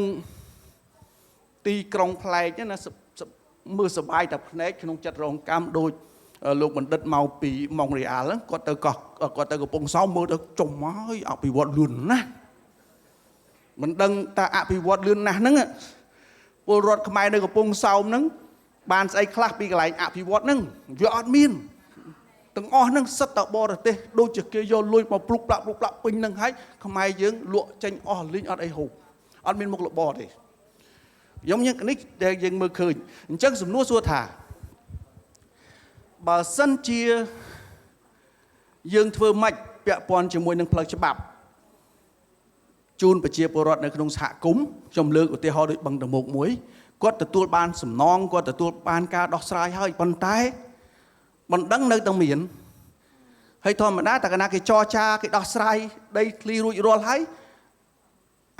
បណ្ដឹងគាត់វាលុតទេតែនេះនៅដើរធ្វើបាបគាត់រហូតដោយគាត់ទទួលយល់ព្រមយកដីយកដំណោះស្រាយហើយប៉ុន្តែគាត់នៅតែបង់លុយគេផាកពីនៃដោយសារគាត់តវ៉ាការពីដីផនគាត់នោះបានវាជាប់បញ្ហាអញ្ចឹងនៅពេលដែលគាត់ចរចាដោះស្រាយអាជ្ញាធរគាត់ឆ្លាតគាត់អត់ឲ្យមានអង្គការអ្នកច្បាប់អីចូលរួមទៅចែកគ្នាទេគាត់ហៅម្ដងមួយទៅស៊ីស៊ូចុងក្រោយគាត់ដោះស្រាយបាត់ប៉ុន្តែរឿងនៅបញ្ហាដដែលទាំងឡពីងក៏ដូចចឹងដែរអញ្ចឹងខ្ញុំសួរថាតើតាមផ្លូវច្បាប់កញ្ញាធ្វើម៉េចដើម្បីដោះស្រាយបើនិយាយតាមផ្លូវច្បាប់វាតតែមានគេហៅថាវាសមអាមាត្រគ្នាណាបើនិយាយពីកម្លាំងណាប្រជាជនមានច្បាប់ដែរគាត់មានច្បាប់ដែរហើយយើងថាទៅងើប50ឆ្នាំប្រជាជនមិនទាន់បានដីមិនទាន់បានអត្តសញ្ញាណដី មនុស្សពិតប្រកបផងស្រាប់តែទៅធ្វើឲ្យទៅបរទេសនោះមិនទាន់ដឹងស្អីផងថានោះមានច្បាប់ហើយអានេះនៅទេបាក់ជីវិតមិនទាន់មានច្បាប់ហើយអានឹងមិនមែនគាត់ទេណាកាតព្វកិច្ចរដ្ឋអញ្ចឹងសួរថាធ្វើម៉េចដើម្បីដោះស្រាយបានទី2តើយន្តការធ្វើម៉េចដើម្បីការពារកុំឲ្យមានសហគមន៍កើនមិនមែនមានន័យថាជាជនរស់នៅល្អទេណាហើយសហគមន៍ថយមិនមែនមានន័យថាជាជនរស់នៅល្អទេតើគួរធ្វើយ៉ាងម៉េចបាទអរគុណច្រើន អរគុណច្រើនពូហ្នឹងហើយអរគុណច្រើនពូសម្រាប់ការចាប់អារម្មណ៍ហើយខ្ញុំគិតថាមានសំណួរ2សំណួរទី1ទៅកញ្ញាបណ្ឌិតតទៅនឹងការអនុវត្តច្បាប់ហើយសំណួរមួយទៀតគឺប្រហែលជាតកតងទៅជាមួយនឹងលោកអែមខេមរាពាក់ព័ន្ធជាមួយនឹងការកើនឡើងឬក៏ថយចុះហើយសម្រាប់កែព្រាខ្ញុំនឹងបន្ថែមទៅលើការអភិវឌ្ឍវាលះលហួនមើលទៅវាល្អតែខាងក្រៅប៉ុន្តែយើងឃើញថាសហគមន៍មួយចំនួនក៏នៅតែបញ្ហាប្រឈមអញ្ចឹងសូមជូនទៅអ្នកស្រីជាពិសេសគឺពាក់ព័ន្ធមួយដីសម្បត្តិសេដ្ឋកិច្ចហ្មងក៏បានដែរបាទអរគុណ អរគុណច្រើនលោកពូសម្រាប់សំណួរខ្ញុំចង់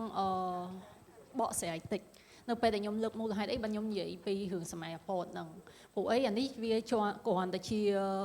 មូលហេតុមួយដែលអាចបញ្យល់ទៅជនបរទេសដូចគាត់ថាមូលហេតុអីបានយើងមានបញ្ហាដីធ្លីនៅស្រុកយើងពីព្រោះអីយើងជួបនៅregime មួយនោះដែលថាបំបត្តិអស់សិទ្ធិដីធ្លីអញ្ចឹងពេលក្រោយមកយើងក៏អត់ទាន់បានសន្តិភាពភ្លាមដែរគឺនៅមានលក្ខណៈថា civil conflict អញ្ចឹងរហូតដល់ឆ្នាំចុង80ខ្ញុំប្រហែលជានៅក្នុងពោះម៉ាក់ខ្ញុំឡើយចាហើយក្នុងឆ្នាំ90បានយើងចាប់ផ្ដើមងាកមករកការអភិវឌ្ឍដូរពីខាង socialist មកខាង free market អានោះវាគ្រាន់តែជាមូលហេតុដើម្បីបញ្យល់ថាហេតុអ្វីបានជាមានបញ្ហាដីធ្លីយើងបានបង្កើតច្បាប់ដើម្បីគ្រប់គ្រងការលើដីធ្លីឡើងវិញអញ្ចឹងនៅក្នុងហ្នឹងច្បាប់គេបង្កើតថានៅស្រុកយើងហ្នឹងគឺមានដីរដ្ឋចែកចេញជាពីរដីរដ្ឋឯកជនហើយនិងដីរដ្ឋសាធារណៈដីរដ្ឋសាធារណៈហ្នឹងគឺជាដីរដ្ឋដែលមានផលប្រយោជន៍ច្រើនសម្រាប់ការអភិវឌ្ឍជាតិអញ្ចឹងអាចជាដីភ្នំដីបឹងដីអីដែលថាប្រជាជនទាំងអស់អាចទាញផលប្រយោជន៍បានទាំងអស់ហើយដីរដ្ឋឯកជនគឺជាដីរដ្ឋទាំងអស់ណាដែលអត់មានផលប្រយោជន៍រួមនឹង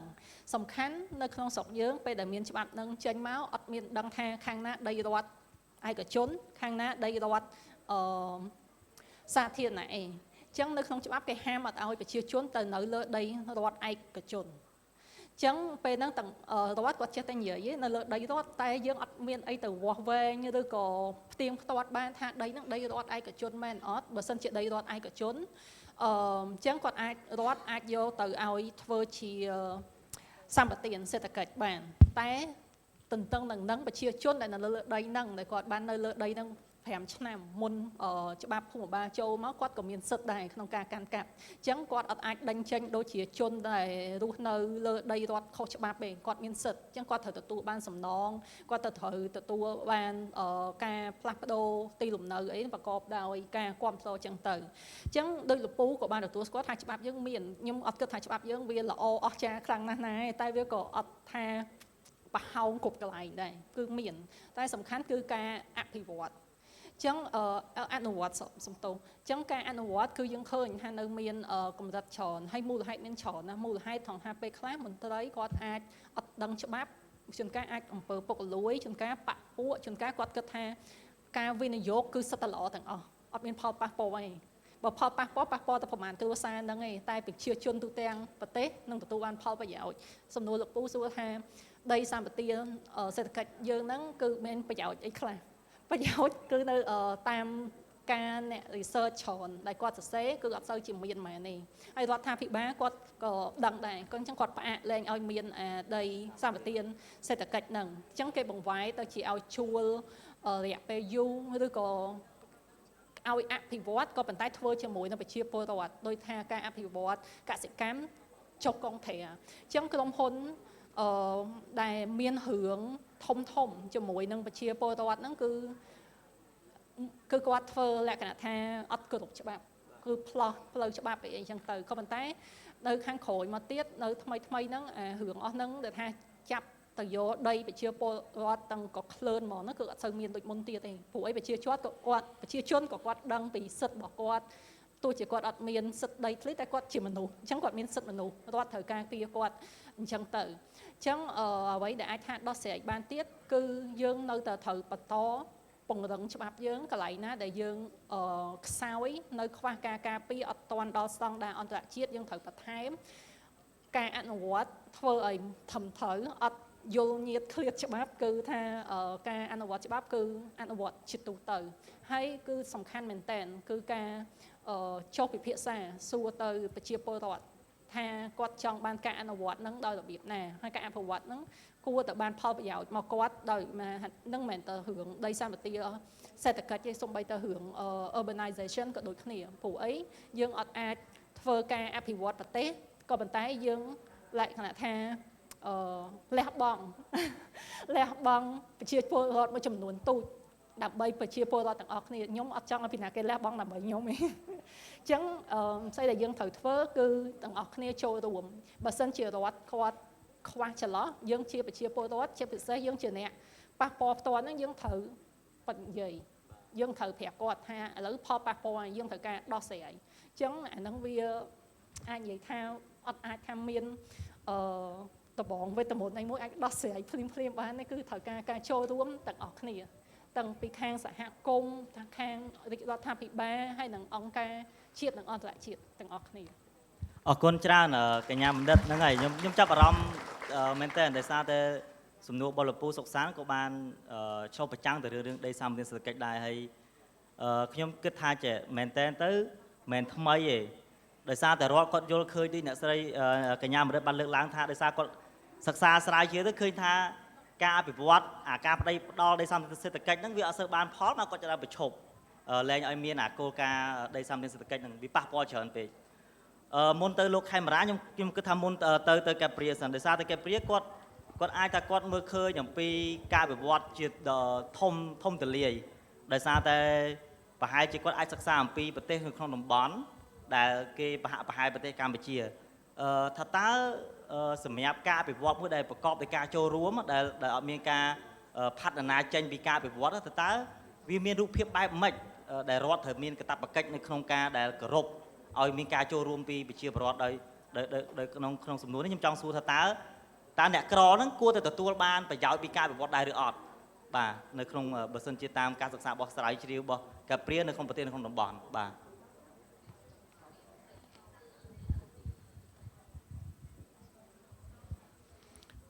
Yes. Yeah, that's a big question.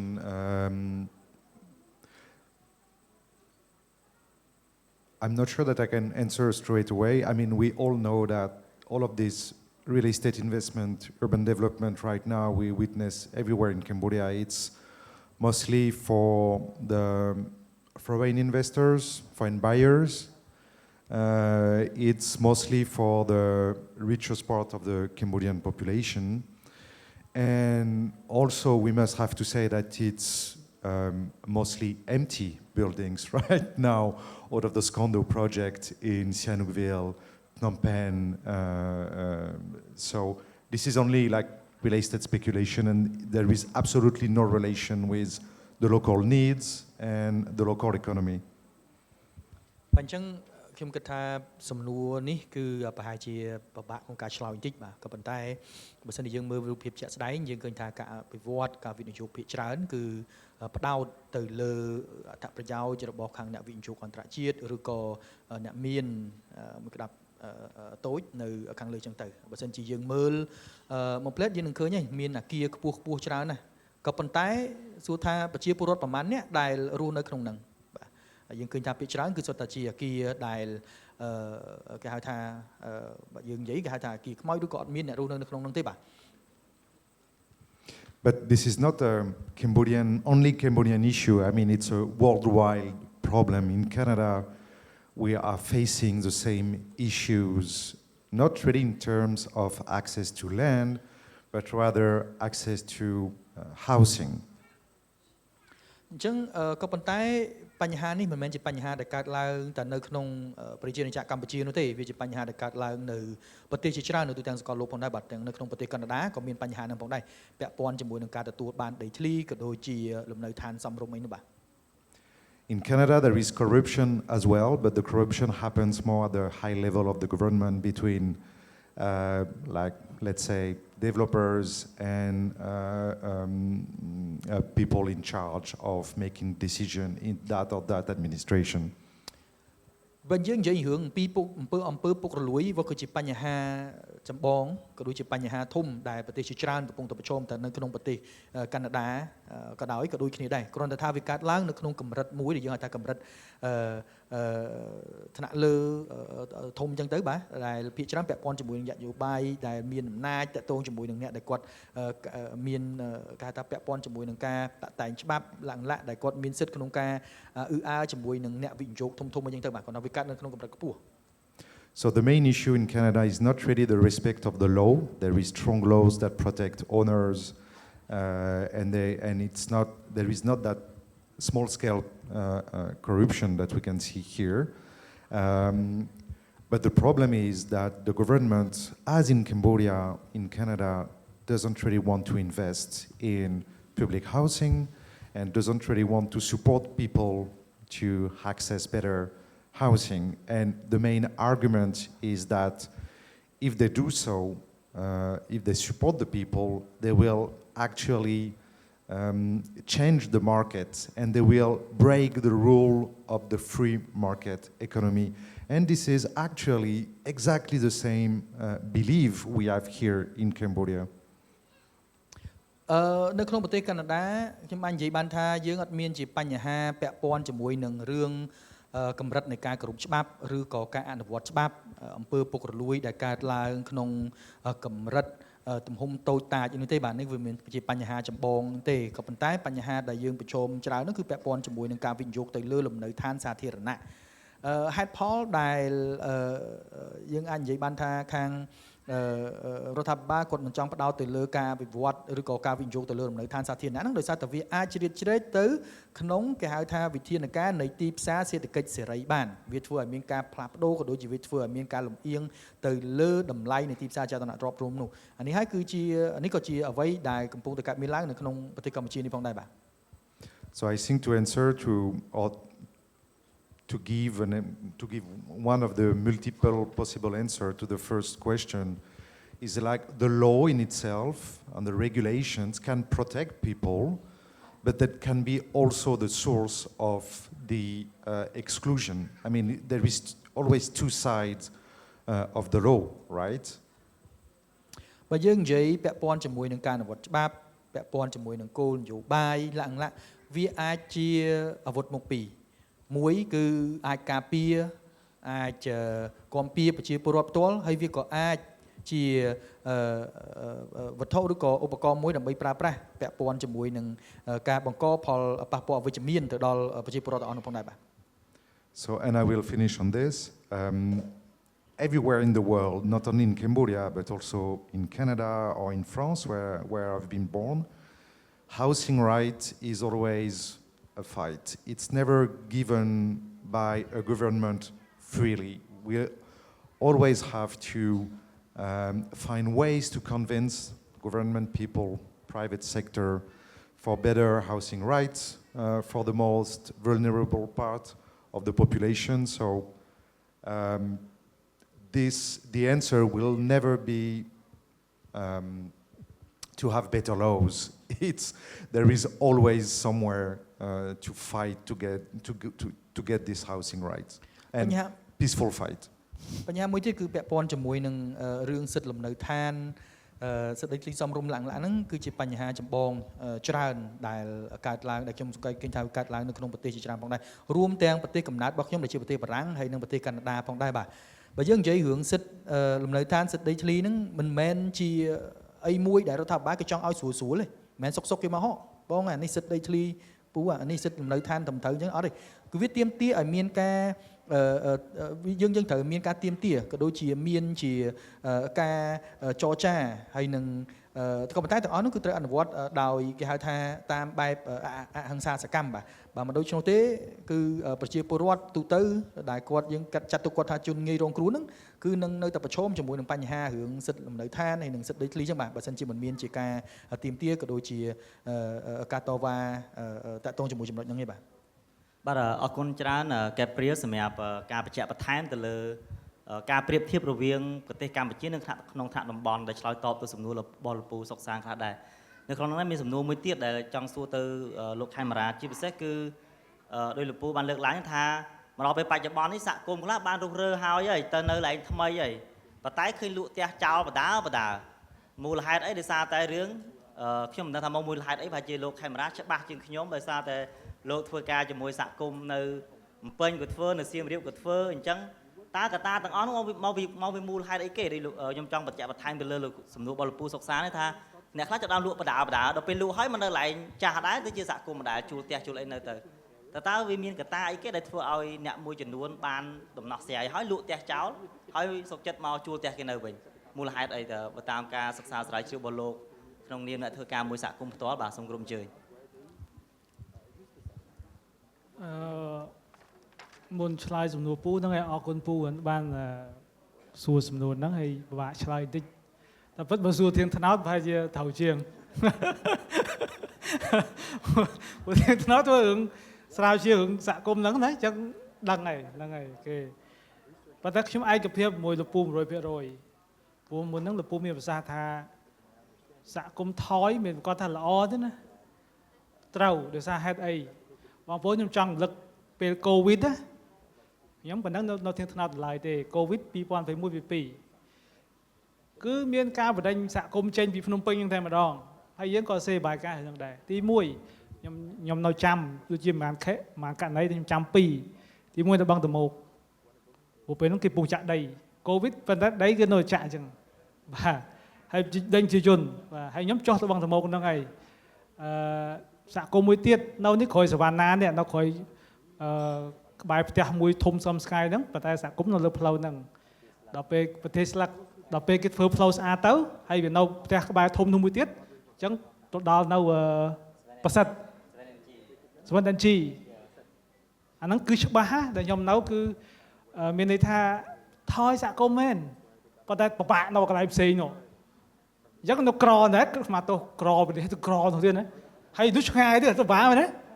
ទឹកក៏គ្មានដែរខ្ញុំទៅដល់ផ្ទាល់ដែរទឹកក៏គ្មានផ្លូវក៏គ្មានទៅដល់វាលលហសិតតែដីហ្នឹងហើយមុនហ្នឹងអ្នកគ្រូបានបញ្ជាក់ឲ្យថាការអនុវត្តការបដិញ្ញចេញបើតាមផ្លូវច្បាប់គេមាននីតិវិធីគេដំណាក់កាលមានមុនមានឡុងពេលមានក្រោយនេះគេធ្វើខ្លះខ្ញុំអត់បញ្ជាក់វិញទេប៉ុន្តែចង់បញ្ជាក់ថាទៅហ្នឹងគឺវាលហលហេវជួនកាលគេចេញតែថ្លៃដឹកជញ្ជូនទេដឹកជញ្ជូនខ្លះអញ្ចឹងណាពី200ទៅហើយបងប្អូនគិតមើលដឹកសង្កសីដឹកឈើដឹកអីទៅហ្នឹងហើយអញ្ចឹងខ្ញុំឯកភាព 100% ថាពេលខ្លះបើសហគមន៍ថយគាត់មិនគាត់ថាល្អដែរបាទពីព្រោះថយទៅចំនួនប៉ុន្តែតការដាក់សហគមន៍កន្លែងផ្សេងហើយពិបាកជាងមុនទៀតបាទហើយទី2ខ្ញុំគិតថាធ្វើមិនឲ្យដើម្បីបកាកុំឲ្យវាកើនកុំឲ្យអីខ្ញុំគិតថាដើម្បីកុំឲ្យវាកើនសហគមន៍តបន្ថយតែបន្ថយហ្នឹងកុំឲ្យបន្ថយដោយអកណីមិញបន្ថយទី1ខ្ញុំគិតថាយន្តការដែលយើងមានស្រាប់ហ្នឹងហើយពេលថាយន្តការយើងនិយាយពីយន្តការគឺនិយាយពីស្ថាប័ននិងច្បាប់អញ្ចឹងរដ្ឋយើងមានស្ថាប័នតាំងពីថ្នាក់ជាតិដល់ថ្នាក់ក្រោមជាតិហើយយើងមានច្បាប់តែច្បាប់ខ្ញុំចង់និយាយរំលេចតែមួយទេព្រោះយើងជាសហគមន៍អញ្ចឹងនិយាយសាចរលេខ03ដដែលចោះហើយសុំថែមមួយទៀតតែពិតសំណួរនៅសំណួរក្រោយគឺគោលនយោបាយស្ដីពីលំនៅឋានថ្នាក់ជាតិសុំទោសគោលនយោបាយថ្នាក់ជាតិស្ដីពីលំនៅឋាន National Housing Policy អញ្ចឹងនិយាយពីរចោះពីព្រោះគោលនយោបាយជាតិស្ដីពីលំនៅឋានគឺគេគោលបំណងរបស់គេមួយគឺគេចង់ reinforce គេចង់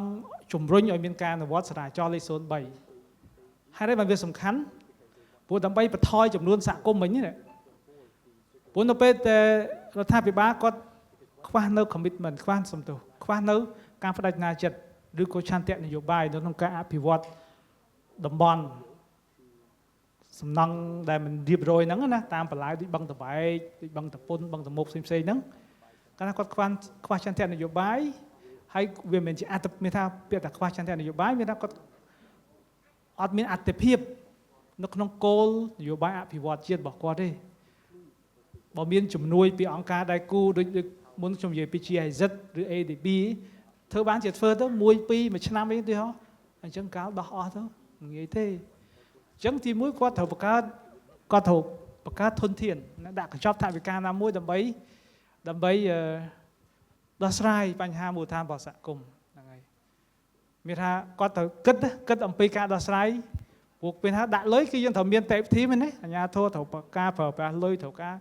អភិវឌ្ឍនៅនឹងយ៉ាងម៉េចត្រូវការដូរទីតាំងយ៉ាងម៉េចចឹងទៅហ្នឹងចំណុចទី2ទី3នៅក្នុងនោះដែរតើតងខ្ញុំជំលឺ Gabriel គាត់និយាយពីនៅប្រទេសកាណាដាក៏តែពិតទស្សនៈហ្នឹងក៏នៅក្នុងគោលនយោបាយជាស្ដីពីមូលដ្ឋានរបស់យើងដែលបង្កើតឆ្នាំ2014ហ្នឹងក៏មានដែរគេមានចែកអំពីអង់គ្លេសគេហៅ social housing មានថាគឺនៅឋានសាធារណៈដែលរដ្ឋជាអ្នកធ្វើជាអ្នកសាងសង់គម្រោងហ្នឹងណាហើយគេសង់ទៅដើម្បីឲ្យប្រជាពលរដ្ឋដែលមានចំណូលទាបហ្នឹងគាត់អាចជួលបានហើយជួលរយៈពេលវែងទៀតក្នុងច្បាប់នោះខ្ញុំមើលគេអាចរហូតដល់15ឆ្នាំហើយបើប្រទេសផ្សេងទៀតជាប់បន្តិចទៅរឿងថាប្រទេសហ្នឹងដូចនៅប្រទេសថៃគេជួលយូរជាងយើងទៀតហើយគេធ្វើឲ្យដូចថៃគេជួលបានរហូតដល់50ឆ្នាំ70ឆ្នាំអញ្ចឹងណាអាហ្នឹងអាស្រ័យលើការចរចារវាងសហគមន៍ហើយនឹងអាជ្ញាធរឯងបាទគាត់នៅសារបរិបត្តិខុសគ្នាយើងអត់និយាយទៅឆ្ងាយទេគាត់តែថាជារួមមកវិញpublic housing ហ្នឹងក៏ជាផ្នែកមួយដែលអាចជួយក្នុងការដោះស្រាយបញ្ហាសហគមន៍ដែរហើយមួយទៀតរឿងឯកជនព្រោះនៅក្នុងគោលនយោបាយស្ដីពីមូលដ្ឋានថ្នាក់ជាតិហ្នឹងក៏គេនិយាយអំពីកិច្ចខិតខំប្រឹងប្រែងរបស់រដ្ឋាភិបាលដែរដែលគាត់សហការជាមួយនឹងអង្គការដៃគូឬក៏អ្នកវិនិយោគឯកជនផ្សេងៗដើម្បីសាងសង់លំនៅដ្ឋានដែលមានតម្លៃសមគេថាទាបសមរម្យក្នុងភាសាគេណាតម្លៃទាបសមរម្យប៉ុន្តែទាបសមរម្យបងប្អូនដឹងប៉ុន្មានទេបាទ25,000ទៅ30,000បងប្អូនមានលុយទិញអត់ច្រើនណាស់25,000ទៅ30,000អញ្ចឹងជាក់ស្ដែងដូចជាខ្ញុំបានដូច EC ណាសមត្ថបានធ្វើការស្រាវជ្រាវដែរ2022ហ្នឹងតើតើនឹងគោលនយោបាយមូលដ្ឋាននៅកម្ពុជាសមរម្យនៅកម្ពុជាហើយនៅអាស៊ីហ្នឹងដូចនៅ North Bridge ខ្ញុំមិនចាំឈ្មោះអីទេWorld Bridge Housing ឈ្មោះគេអង់គ្លេសណា World Bridge Housing ហ្នឹងគេធ្វើហ្នឹងមានតម្លៃប្រហែលជា25,000ទៅ35,000អញ្ចឹងដល់ពេលយើងគិតមកវិញថាតើសហគមន៍ក្រីក្រសូម្បីតែយើងជាជនធម្មតាក៏អត់មានលុយទិញដែរអញ្ចឹងណាបាទហើយបើមានលក្ខណៈឯកជននឹងមួយទៀតនៅទឹកថ្លាឈ្មោះអាវ៉ាការ៉ាបាទអារ៉ាកាវ៉ាហ្នឹងហើយអានោះដូចជារបស់កូរ៉េប៉ុន្តែហិតតែថ្លៃទៀត30,000ទៅ60,000អញ្ចឹងបើយើងអ្នកជំនុំមធ្យមសឹងថាពិបាកផងចុះមកសហគមន៍អញ្ចឹងជារួមក្នុងចំណុចនេះខ្ញុំគិតថា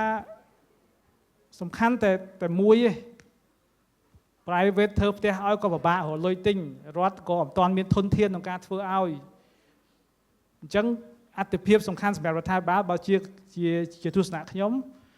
គឺរដ្ឋគួរតែព្យាយាមដោះស្រាយដោយប្រើយន្តការដែលមានស្រាប់គឺព្យាយាមគិតអំពីការអភិវឌ្ឍនៅនឹងកន្លែងបើសិនជាអាចណាព្រោះហ្នឹងវាល្អវាអត់សូវប្រើប្រាស់ធនធានច្រើនបាទអញ្ចឹងទៅបើសិនជាសហគមន៍មានទីតាំងដែលសមរម្យអាចនៅនឹងបានបន្តទៀតបាទយើងអាចអភិវឌ្ឍនៅនឹងកន្លែងទៅដូចស្ទឹងមានជ័យដែលខ្ញុំលើកឡើងហ្នឹងហើយមួយទៀតដើម្បីកុំឲ្យប្រជាជនធ្លាក់នៅក្នុងវិបត្តិសង្គមដែល Gabriel ក៏លើកឡើងពីដើមទាក់ទងនឹងsustainability និរន្តរភាពបើសិនជាមានរញ្ញប្រទានពីរដ្ឋខ្លះឲ្យជួយធ្វើឲ្យខ្ចីធ្វើអាហ្នឹងល្អហើយក្នុងការប្រាក់ទាបអញ្ចឹងណាបើនេះគាត់ឲ្យគាត់ដីធ្វើឲ្យគាត់ធ្វើផ្ទះប៉ុន្តែគាត់ខ្ចីលុយធនាគារអញ្ចឹងវាធ្លាក់ចូលរឿងមួយទៀតកាលពីបានដីធ្លីទៅជាប់រឿងមួយទៀតខ្ញុំចុងក្រោយកន្លែងហ្នឹងតែពិតត្រូវឆ្លើយចុងក្រោយប៉ុន្តែខ្ញុំឆ្លាញ់ពាក្យរបស់ Gabriel សិទ្ធិនៅឋានវាហាក់ដូចជាអីដូចជាបានងាយទេវាទៅហ្វៃទៅទៀមទាអញ្ចឹងដោយដុល្លារបានលើកឡើងមុនអញ្ចឹងថាបងប្អូនទាំងអស់គ្នាណាដែលកំពុងមានបញ្ហាទាំងនៅភ្នំពេញទីនៅខេត្តបន្តការងារសហគមន៍ខ្លួនឯងបន្តចូលរួមជាមួយសហគមន៍យើងបាទកុំបែកបាក់គ្នាសាមគ្គីគ្នាហើយចូលរួមជាមួយអង្គការដៃគូជាតិអន្តរជាតិឯហ្នឹងស្វែងរកជំនួយបណ្ដុះបណ្ដាល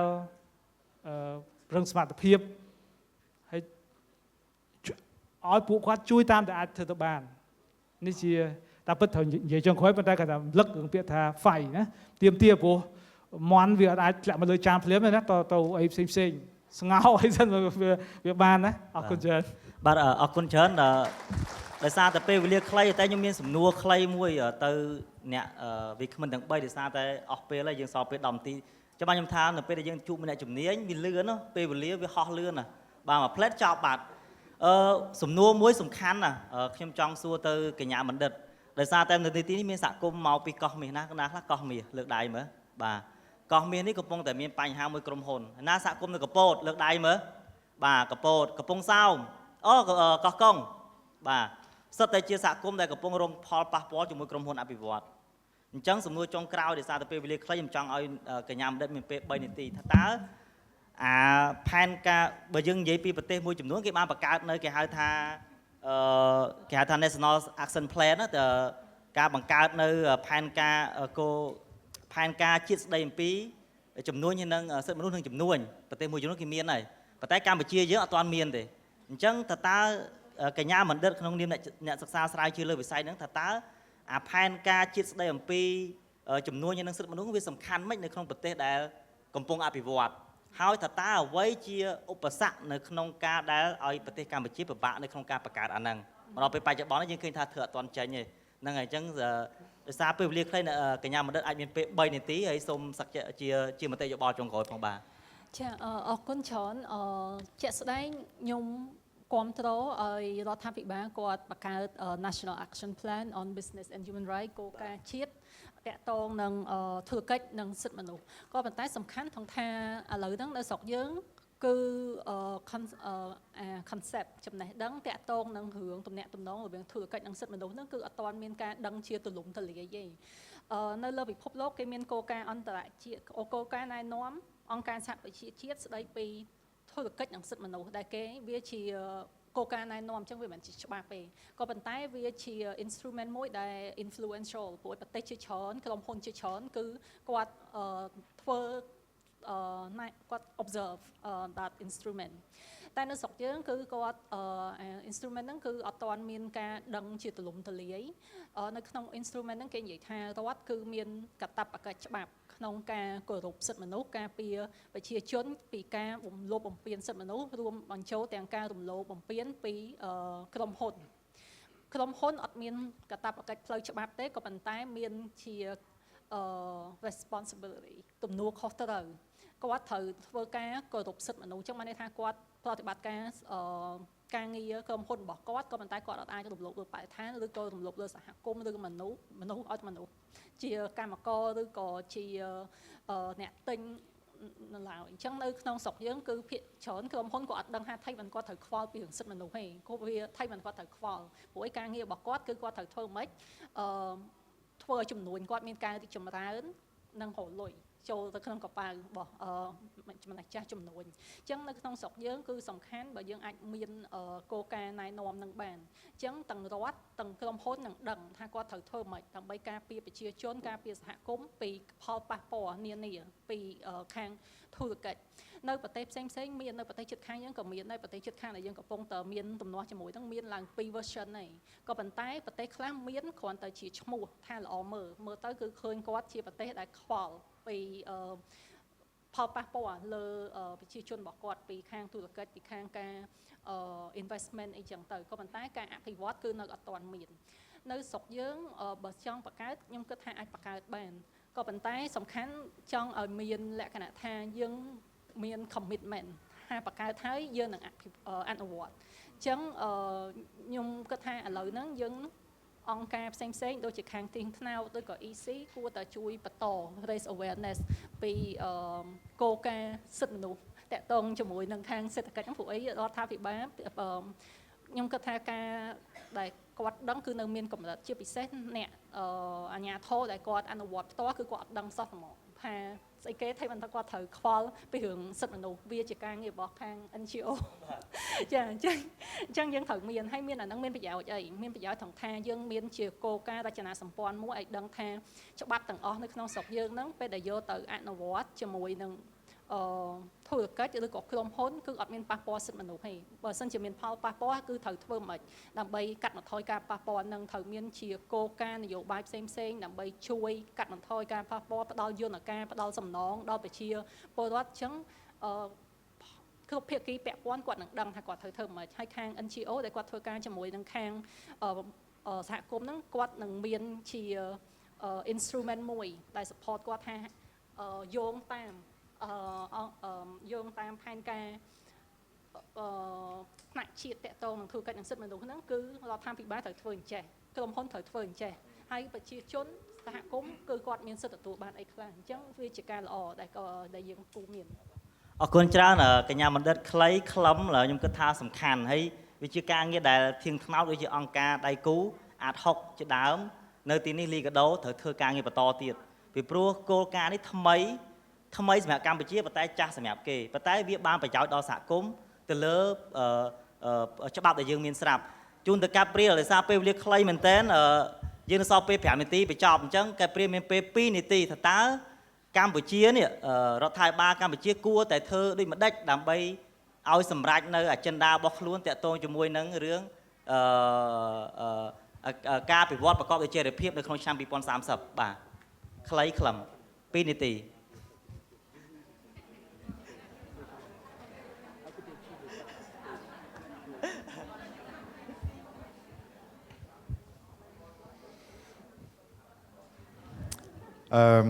Thank you for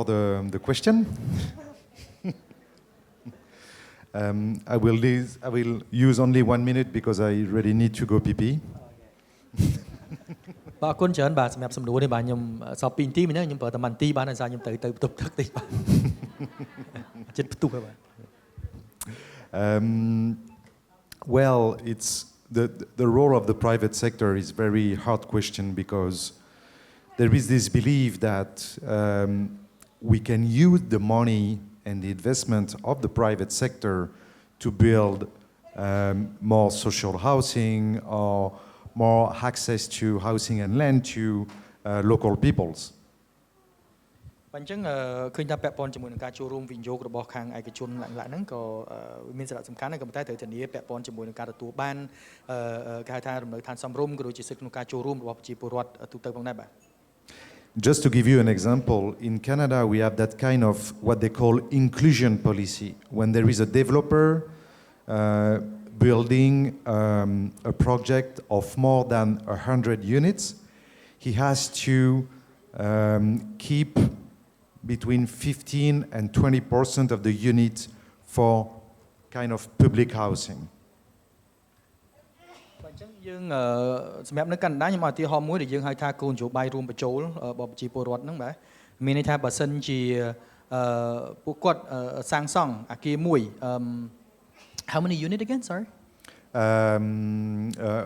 more than 100 units. បើសិនជាគាត់សាងសង់ថាអគារឬក៏ផ្ទះហ្នឹងជាង100ផ្ទះឬក៏អីហ្នឹងគឺគាត់ទៅទុកមួយចំនួនបាទដើម្បីឲ្យជីវរដ្ឋគាត់ប្រើប្រាស់ And guess what? It doesn't work. ហ្នឹងតាមគោលនយោបាយក៏ប៉ុន្តែមែនតើទៅគឺវាអត់ដើរបាទទៅរួញ Why? Because the units, and you told it already, are too expensive. Even they are considered affordable, but in fact they are too expensive. People are contracting loans, and they are finally impoverishing themselves. ហើយហេតុផលអីបានគេហៅថាគោលនយោបាយគេហៅថាលំនៅឋានសាធារណៈហ្នឹងវាអត់ដើរទោះបីជាគេថាគេធ្វើផ្ទះ100ផ្ទះហើយគេត្រូវទុកប្រមាណផ្ទះដើម្បីឲ្យប្រជាពលរដ្ឋដែលគាត់មានផ្ទះហ្នឹងមកប្រើប្រាស់មានន័យថាទិញក្នុងតម្លៃសមរម្យណាមួយដោយសារគេដោយសារតែរឿងតម្លៃហ្នឹងតែម្ដងទី1ថ្លៃណាគាត់រកបានប៉ុណ្ណេះសួរថាតម្លៃហ្នឹងទៅឡើងទៅដល់ 20000 សួរថាគាត់ទិញបានទេអត់ទេបើគាត់ចង់ទិញក៏គាត់ត្រូវខ្ចីលុយគេដែរហើយខ្ចីលុយគេហើយត្រូវជាប់អំណុលអញ្ចឹងយូរទៅលក់ផ្ទះហ្នឹងអត់លុយទៅដែរអត់ផ្ទះនៅទៀត So we could multiply the example, but I think my key point is that we don't have to delegate to the private sector the role of the state, which is to take care of the most vulnerable part of the population and the population as a whole. So this is the role of the state, who has to build proper access to land, to housing as well. And if they can take money through the private sector, that's good. But this is the public and the government who has to do it. យើងគិតថាការចូលរួមអភិវឌ្ឍពីខាងឯកជននឹងសំខាន់ដែរក៏ប៉ុន្តែវាមិនមែនជាមុខងាររបស់ពួកគាត់ទេដើម្បីគេថាផ្ដល់ជូនជាលំនៅឋានសមរម្យសិទ្ធិលំនៅឋានសិទ្ធិដីធ្លីឡើងហ្នឹងធាតុពិតអានេះគឺជាទំនួលខុសត្រូវអានេះគឺជាមុខងាររបស់រដ្ឋាភិបាលផ្ទាល់តែម្ដងក្នុងការធ្វើយ៉ាងណាដើម្បីឲ្យប្រជាពលរដ្ឋទទួលបានលំនៅឋានក៏ដូចជាសិទ្ធិត្រឹមត្រូវបាទពាក់ព័ន្ធជាមួយនឹងការរស់រានមានជីវិតហ្នឹងបាទ អរគុណច្រើនកែព្រាសម្រាប់ការចុងក្រោយខ្លីហើយបងខេមរាមានពេល1នាទីតើអ្វីដែលសហគមន៍គួរតែបន្តទៀតនៅក្នុងទាមទារសិទ្ធិដីធ្លីរបស់ខ្លួនអញ្ចឹងអាចថាជា suggestion ជាការផ្ដល់មតិយោបល់ឬក៏អាចថាជាកម្លាំងចិត្តហ្នឹងហើយតើគួរសហគមន៍គួរធ្វើអីបន្តទៀតប្រឈប់ត្រឹមហ្នឹងឬក៏ទៅមុខទៀតបាទខ្លី1នាទីបាទសូមអញ្ជើញ បាទដូចវាបខំហ៎បាទហ្នឹងហើយតែប៉ុន្តែមុននឹងបាននិយាយតិចអរគុណច្រើនហើយខ្ញុំគ្មានអីទេក្រៅពីការលើកទឹកចិត្តបងប្អូនទាំងអស់គ្នាក្នុងការតស៊ូមតិដោយអហិង្សាទាំងអស់គ្នាខ្ញុំគិតថា Gabriel ហើយអ្នកគ្រូគាត់បានលើកទឹកចិត្តពីមុនហ្នឹងដែរគឺវាមានតែការចូលរួមរបស់បងប្អូនទេចូលរួមជាមួយនឹងអង្គការដៃគូហើយជាមួយនឹងរដ្ឋាភិបាលទាំងអស់គ្នាដើម្បីយើងទាមទារមានថាបន្តទាមទារសិទ្ធិមាននៅឋានសមរម្យសិទ្ធិដីធ្លីរបស់បងប្អូនហើយតាមរយៈអីគេចូលរួមការងាររបស់បងប្អូននៅមូលដ្ឋានការងារសហគមន៍ចងបណ្ដាញមួយសហគមន៍ផ្សេងដូចហ្នឹងមកបានសហគមន៍ច្រើនណាស់បាទបន្តគៀងគរធនធានពីអង្គការដៃគូពីរដ្ឋាភិបាលអភិវឌ្ឍភូមិឃុំរបស់ខ្លួនឯងហើយនឹងកុំភ្លេចទាមទារសិទ្ធិដីធ្លីនៅឋានរបស់កូនយើងរបស់ខ្លួនយើងពីព្រោះកាលណាយើងមានលំនៅឋាននៃដីធ្លីយើងមានថាយើងបាន enjoy មានថាបានរីករាយជាមួយសិទ្ធិរបស់យើងផ្សេងសម្រាប់យើងផងសម្រាប់អ្នកចំនួនក្រោយរបស់យើងផងសូមអរគុណ បាទដោយសារតែពេលវេលាអស់លេងនេះមែនតើលើស1នាទីទៀតហ្នឹងហើយខ្ញុំជាចុងក្រោយសូមអរគុណទៅដល់កែព្រាសម្រាប់ការចូលរួមគាត់សុខចិត្តហោះពីកាណាដាមកចូលរួមមិនធម្មតាទេបាទហ្នឹងហើយអញ្ចឹងគាត់មានគេហៅថាការបញ្ញាចិត្តខ្ពស់ក្នុងការជួបពូមីងទាំងអស់គ្នាណាហ្នឹងហើយផ្ទះដៃគាត់មួយផងបាទហ្នឹងហើយហើយក៏សូមថ្លែងអំណរគុណទៅដល់លោកខេមរាដែលជាតំណាងអង្គការសង្គមស៊ីវិលគឺ EC ដែលជាអង្គការដៃគូដែលបានចូលរួមហើយជាចុងក្រោយនេះកញ្ញាបណ្ឌិតគាត់សុខចិត្តលះបង់ពេលវេលាដ៏មានតម្លៃដើម្បីចូលរួមមកមើលពូមីងទាំងអស់ហើយសង្ឃឹមថាគោលនយោបាយជាតិស្ដីអំពីសិទ្ធិមនុស្សនិងធុរកិច្ចទៅថ្ងៃខាងមុខប្រហែលជាអ្នកស្រីកញ្ញាបណ្ឌិតក៏បានចូលរួមច្រើនអញ្ចឹងយើងនឹងមានទាំងអស់គ្នាហើយយើងគិតថានេះគឺជាផ្នែកមួយដែលលើកកម្ពស់សិទ្ធិមនុស្សនៅក្នុងវិស័យលើកកម្ពស់សិទ្ធិមនុស្សនៅក្នុងវិស័យធុរកិច្ចនៅកាន់តែប្រសើរពីព្រោះមកដល់ពេលបច្ចុប្បន្ននេះសហគមន៍យើងជាច្រើនណាស់ដែលរងផលប៉ះពាល់ពីការអភិវឌ្ឍរបស់ក្រុមហ៊ុនហើយគណៈពេលដែលកម្ពុជាយើងមានច្បាប់ប៉ុន្តែអត់ទាន់មានគោលនយោបាយបន្ថែមទៅលើនឹងទៀតដូចអ្នកកញ្ញាបានលើកឡើងអញ្ចឹងជាចុងក្រោយខ្ញុំសូមបញ្ចប់ហើយសូមបិទកម្មវិធីនៅពេលនេះហើយរាល់មតិយោបល់ដែលបានលើកឡើងនៅក្នុងកម្មវិធីនេះមិនបានឆ្លុះបញ្ចាំងអំពីទស្សនៈរបស់អង្គការសមាគមធាងថ្នោតឡើយបាទសូមគោរពតែប៉ុណ្្នឹងទេបាទសូមបកគលទៅអ្នកសម្រាប់សួរវិញបាទអរគុណ